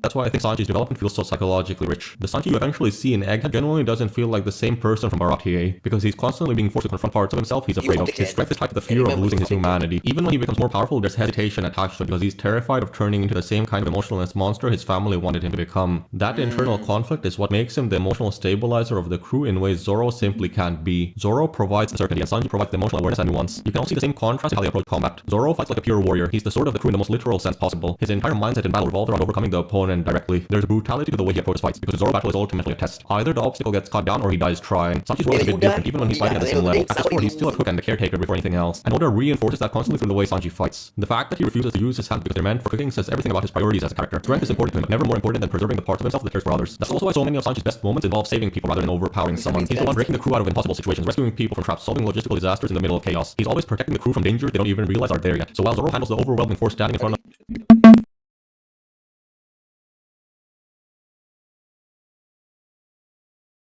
Luffy, Sanji is usually the one making sure everyone survives long enough to keep moving forward. Next, let's go back to the wings of the Pirate King symbolism. The idea of Zoro and Sanji being the wings of the Pirate King is probably one of the most important symbolic choices Oda ever made for their relationship, because it immediately reframes them beyond simple power scaling. A bird can't fly properly with one dominant wing and one weak one. The balance has to exist on both sides or the entire thing collapses. And I think Oda understands that symbolism very clearly, because throughout the story he keeps building Zoro and Sanji as equally necessary to Luffy's rise, even if the roles they play are completely different. Luffy himself is honestly a pretty direct captain when you think about it. He leads almost entirely through instinct, emotion, and conviction. He charges towards whatever feels right to him without always considering the logistics. That's part of what makes him such an inspiring leader, but it's also exactly why the people around him matter so much. Because for someone like Luffy to actually function, the support system around him has to constantly compensate for the things he naturally overlooks. And that's where the split between Zoro and Sanji becomes really important. Sanji handles the inner world of the crew. He keeps people fed. He notices emotional fractures before they fully break apart. His tactical thinking often resolves situations before they spiral into disasters. And emotionally, he tends to be the person who understands vulnerability the best, because he spends so much of his own life carrying it. One of the clearest examples of this is in Enies Lobby, when Usopp is struggling with feelings of uselessness, and Sanji reminds him that everybody has things they can do and things they can't. It's a small moment compared to the giant fights happening around it, but it says a lot about Sanji's role within the crew dynamic. Zoro operates on the opposite side of that structure. He manages the external image and conviction of the crew. He's the one who reinforces discipline when emotions threaten to compromise the bigger picture, and in a lot of ways he acts as the person who reminds Luffy what being a captain actually means. Usopp's situation again is probably the clearest example here too. While Sanji emotionally supported Usopp, Zoro refuses to let the situation resolve without accountability, because he understands that if Luffy compromises his authority in that moment, the foundation of the crew itself weakens. And the reason both perspectives matter is because either philosophy on its own eventually falls apart. Pure strength and discipline without empathy can become cold, but kindness and emotional understanding by themselves can struggle to survive against the brutality of the world they live in. So Oda builds Zoro and Sanji as two balancing forces, constantly correcting the weakness in each other's approach, while still moving toward the same goal. To me, that's really what the wings metaphor represents in the end. Not being the same, but balance instead. Making two completely different people carry the same future forward together. There's also the saying of Zoro being Luffy's right hand and Sanji being his left. And I feel the way Oda frames Zoro and Sanji as right and left hands, Luffy also carries a lot more symbolic weight than people sometimes realize. Across a lot of cultures and symbolic traditions, the right hand is usually associated with authority, direct action, and visible power, while the left hand tends to represent the hidden side of things. And once you notice that framework, it becomes surprisingly easy to see how intentionally Oda structured both characters around it. Zoro fits the right hand role almost perfectly. He's the first crewmate Luffy recruits, the figure most people naturally recognize as the second strongest Straw Hat, and usually the first person enemies look at when trying to understand the crew's power structure. There's a very direct quality to the way Zoro operates both in combat and in leadership. He speaks bluntly, acts decisively, and tends to embody the crew's authority whenever tensions rise. Sanji's role is a lot less obvious on the surface, but honestly it might be even more interesting because of that. Because if Zoro represents the visible hand of authority, Sanji constantly operates like the hidden hand moving underneath the story. Symbolic that the left hand is tied to the shadow or the unseen side of action, and that matches Sanji's role in the narrative almost perfectly. While Zoro usually confronts the problems directly, Sanji repeatedly ends up solving situations through strategy, infiltration, or improvisation. Zoro solves problems through overwhelming confrontation, while Sanji solves them by moving around them. They've also got a different relationship with strength and dreams. The pursuit of strength is obviously a massive part of One Piece as a whole, but the reason Zoro and Sanji seek power in the first place is a lot about how different they really are. Zoro's dream is rooted in combat and mastery, while Sanji's dream comes from discovery and care. Even when both of them are standing on the same battlefield, they're emotionally moving toward completely different destinations. For Zoro, strength is inseparable from identity itself. I feel I should stop here for a couple of seconds. There's levels and complexity to this that I do not have the mental bandwidth, capacity, nor mental know-how of dissecting it. So it's not a surface level saying, and I think I may break it down, I may water it down for the video, but it's easy to grasp me, like it could be deeper than that. He doesn't want to be one of the greatest swordsmen There's a great shot. in the world. Instead, he wants to be at the very top. And there's an almost frightening level of certainty attached to that goal from the very beginning of the story. But what makes Zoro interesting is that his ambition never really feels arrogant despite how extreme it is. Because underneath it, the dream is tied to a promise. Kuina's death fundamentally changed the way Zoro approaches ambition. Strength stops being something abstract and becomes a responsibility he carries forward for both of them. Honestly, discipline barely even feels like a strong enough word for it at times. He trains while everyone rests. He accepts pain without complaint. He throws himself at opponents who could realistically kill him, because turning away from the path matters more to him than the fear of failure or death itself. None of it really is about recognition either. Zoro rarely seeks validation from other people. He simply committed himself to a direction in life and decided he would never waver from it no matter what the cost. Then Sanji's relationship with strength feels heavier emotionally, but in a different way. He's one of the strongest fighters in the series with a bunch of different abilities, but there's always discomfort attached to that strength. Almost like part of him resents the fact that violence became necessary in the first place. At his core, Sanji wanted a life built around cooking, feeding people, and searching for the all blue. Fighting was something life forced onto him through abuse, survival, and powerlessness. His father's cruelty shaped that reality early, and surviving on that empty island with Zeph reinforced it even further. So when Sanji becomes strong, he ends up reading. Can you take a bit to appreciate what an absolute bam judges the absolutely weakest, the most dumbest powerful or character that uses his gifts or abilities for the pursuit of strength. So yeah, anashinda most of them is strong from a point of smartness, wisdom, and influence. Directing that strength toward protecting people instead of dominating them. And I think that context changes a lot about how some people interpret his character. Even Sanji's refusal to hit women makes more sense when viewed through that lens. It's not really about being naive, and I honestly don't think Oda frames it as simple chivalry either. For Sanji, it functions more like a self-imposed boundary, a line he refuses to cross because he understands firsthand what unchecked power can do to another person. He grew up surrounded by people who use strength to strip others of humanity, and he spent his childhood on the receiving end of that cruelty. So his rules become a way of protecting the version of himself he actually chose to become, instead of the one the Vinsmokes tried to create. And next, let's look at a certain important scene for both of these characters. Because if there's one scene in One Piece that defines who Zoro and Sanji are both individually and in relation to Luffy, it's in Thriller Bark. And it's not just because of the eventual sacrifice itself, but instead it's because of the way both of them respond to it. Everything happens in the quiet aftermath of the arc. The crew is exhausted, Luffy is completely broken physically, and then Kuma arrives with the impossible choice, which is to take all of Luffy's accumulated pain, exhaustion, and damage in one attack. And Zoro accepts it instantly. There's no speech and no need for recognition. He doesn't wake the crew up and doesn't ask for gratitude afterward. He simply walks into the suffering because to him protecting Luffy was never optional in the first place. Then comes the line that basically became immortal within the series, which is nothing happened. Most discussions around the scene naturally focus on Zoro, and for good reason. It tells you almost everything about the way he understands loyalty, sacrifice, and devotion. The sheer physical pain of what he endured, combined with how casually he hides it afterward, is one of the clearest representations of Zoro's character Oda ever wrote. But honestly, I think the scene becomes even stronger when you pay attention to Sanji's role in it too. Sanji was also ready to die first. The story intentionally makes that clear. Oda could have easily framed the moment as Zoro alone stepping forward, but he chose not to. Sanji's willingness to sacrifice himself exists simultaneously with Zoro's. The point of the scene never was about who cares for Luffy more. Instead, it shows that both of them had already accepted death for Luffy. And here's the part of the scene I think people overlook the most. When Sanji finds Zoro afterward, barely standing, covered in blood, the rivalry disappears entirely. Sanji understands immediately what happened, and then he makes the exact same choice Zoro did. He keeps it quiet. He doesn't try to argue with him. He doesn't try to expose what happened to the crew. He doesn't force himself into the moment emotionally. Instead, he reads the situation perfectly. Zoro's pride, the burden already taken, the fact that revealing it would only disturb everyone for no reason. So he decides to silently protect Zoro's sacrifice. So in a strange way, the nothing happened moment doesn't only belong to Zoro. It works even more powerfully because Sanji agrees to carry the burden as well. I'd also like to take a look at the Whole Cake Island arc in this video, because this is the arc that explores Sanji more deeply than any part of the story, and in the process ends up also revealing a lot about the difference between him and Zoro. Whole Cake Island doesn't just show what makes Sanji emotionally vulnerable, it also quietly explains why Zoro's emotional restraint exists in the first place and why the crew needs both approaches depending on the situation. What Sanji goes through here is something specifically designed to attack every weakness he has emotionally. He's racked back to the family that abused him and rejected him, forced to relive the dehumanization of his childhood. He's trapped between protecting the Straw Hats, Zeph, and the Baratie, while confronting the fear that the violent side of his lineage might eventually consume parts of himself he desperately wants to preserve. And the result is that Sanji completely locks himself emotionally. He tries to protect the crew by abandoning them. He tries to protect Luffy by hurting him emotionally badly enough that he'll stop chasing after him. The scene where Sanji attacks Luffy is honestly one of the most psychologically revealing moments in the entire series, because everything Sanji says there is intentionally false, while still emotionally real at the same time. He wants Luffy to leave, not because he actually rejects him, but because he cares too much about too many people all at once, and can't find a way to save everyone simultaneously. That's the core of Sanji's paralysis during Whole Cake Island. He loves the crew, he loves Luffy. For a fact, we have never seen a fight between Sanji and Luffy. For a fact. Zoro na Luffy wamefight like once in Baroque Works. Sasa ndio wamefight in Baroque Works. So there's a comprehensive fight of where the abilities are from. Sanji has never fought Luffy. He just beat up Luffy. Luffy has never thrown a punch back. So this is dead, relatively speaking. But we know for a fact that he's gonna get spanked, absolutely bodied. Luffy is a good guy. Feels indebted to Zeph, and he fears the wind smokes. He's terrified of becoming like them, and all of those emotions are crashing into each other at the same time, until he becomes unable to move forward honestly with any of them. The same empathy that makes Sanji important to the crew is also what's trapping him here, and honestly this is where the contrast with Zoro becomes really important, because Zoro almost certainly would not have broken down in the same way, and it's not because he cares less. Thriller Bark already proved that's not true. If anything, Zoro's devotion to Luffy is almost terrifying how absolute it is, but Zoro processes his loyalty very different from Sanji. His emotions don't branch outward in multiple conflicting obligations. Instead, Zoro simplifies things. He has a central vow to Luffy, to Kuna, to the path he chose for himself, and almost everything else becomes secondary to that. So when situations become emotionally chaotic, Zoro's clarity actually protects him from that paralysis. The thing that sometimes can make him appear cold is also exactly what allows him to function, and I think that's an important distinction, because the story never frames one approach as morally superior to the other. Sanji's empathy isn't weakness, and Zoro's emotional restraint is not emotional emptiness. They're different survival mechanisms shaped by completely different forms of pain. At the core of Zoro and Sanji's rivalry, both of them are trying to become the best versions of themselves for the exact same reason, because they believe in Luffy completely, and I think people naturally connect with their dynamic, because it feels really familiar in a very human way. Their relationship has this strong sibling energy, where they can spend entire scenes insulting each other, competing over pointless things, and acting like they can barely stand being in the same room together. And then the second an actual crisis happens, the arguing disappears, and they trust each other with their lives without hesitation. That balance is a huge part of why the rivalry feels so believable. The respect between them isn't built through dramatic speeches about friendship or emotional declarations every few arcs. It comes through shared hardship, accumulated history, and all the small moments where they quietly acknowledge each other's reliability. Honestly, this kind of brotherhood tends to feel more authentic than relationships where characters constantly verbalize everything they mean to each other. The Wings of the Pirate King line also changes the way a lot of people view their dynamic. For years, you don't have to yap, constantly you are my friend, I love you, yapping. Just here, all I'm saying is your gums moving, and I'm not seeing the actual end of the issue. You have to get you friends that have show you that they're labeled, but close enough that you can joke with. And it's personalism for me. It's a red flag because not convinced. Show me, don't yap, don't move your gums about it.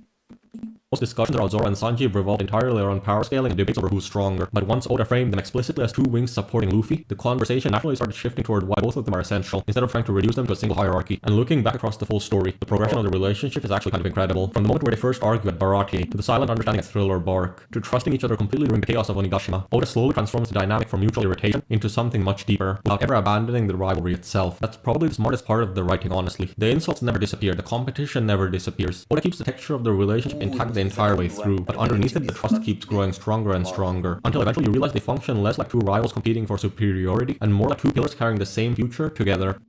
A good beat. I can't even lie. I was too busy learning. Move it comes. That was a good beat.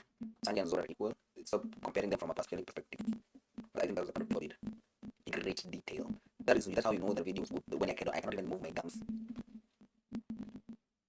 Was that misunderstood? It's called the misunderstood part.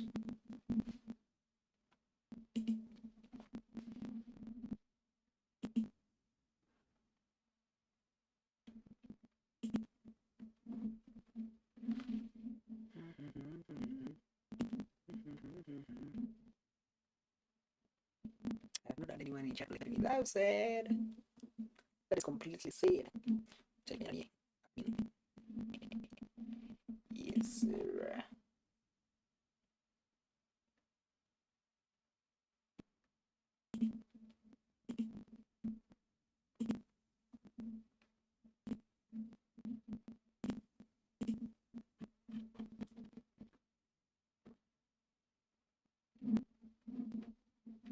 Anyway, chat, I want to set up a few things. But I think I'm gonna end the stream. Oh, 2 hours 38 minutes. I'm pushing the numbers. I just need to get me some nice realistic content.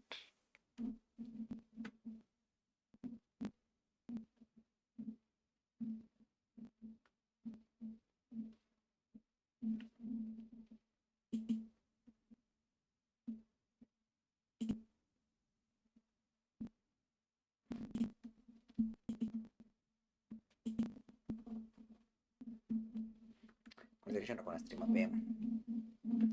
Kama naweza nikasubuhi kesho na kumbia ni stream action and I think god damn it.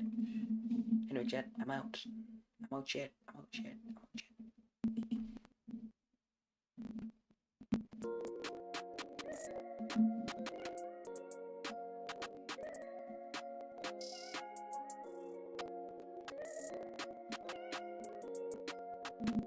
Oh, Paul, I mean, this one.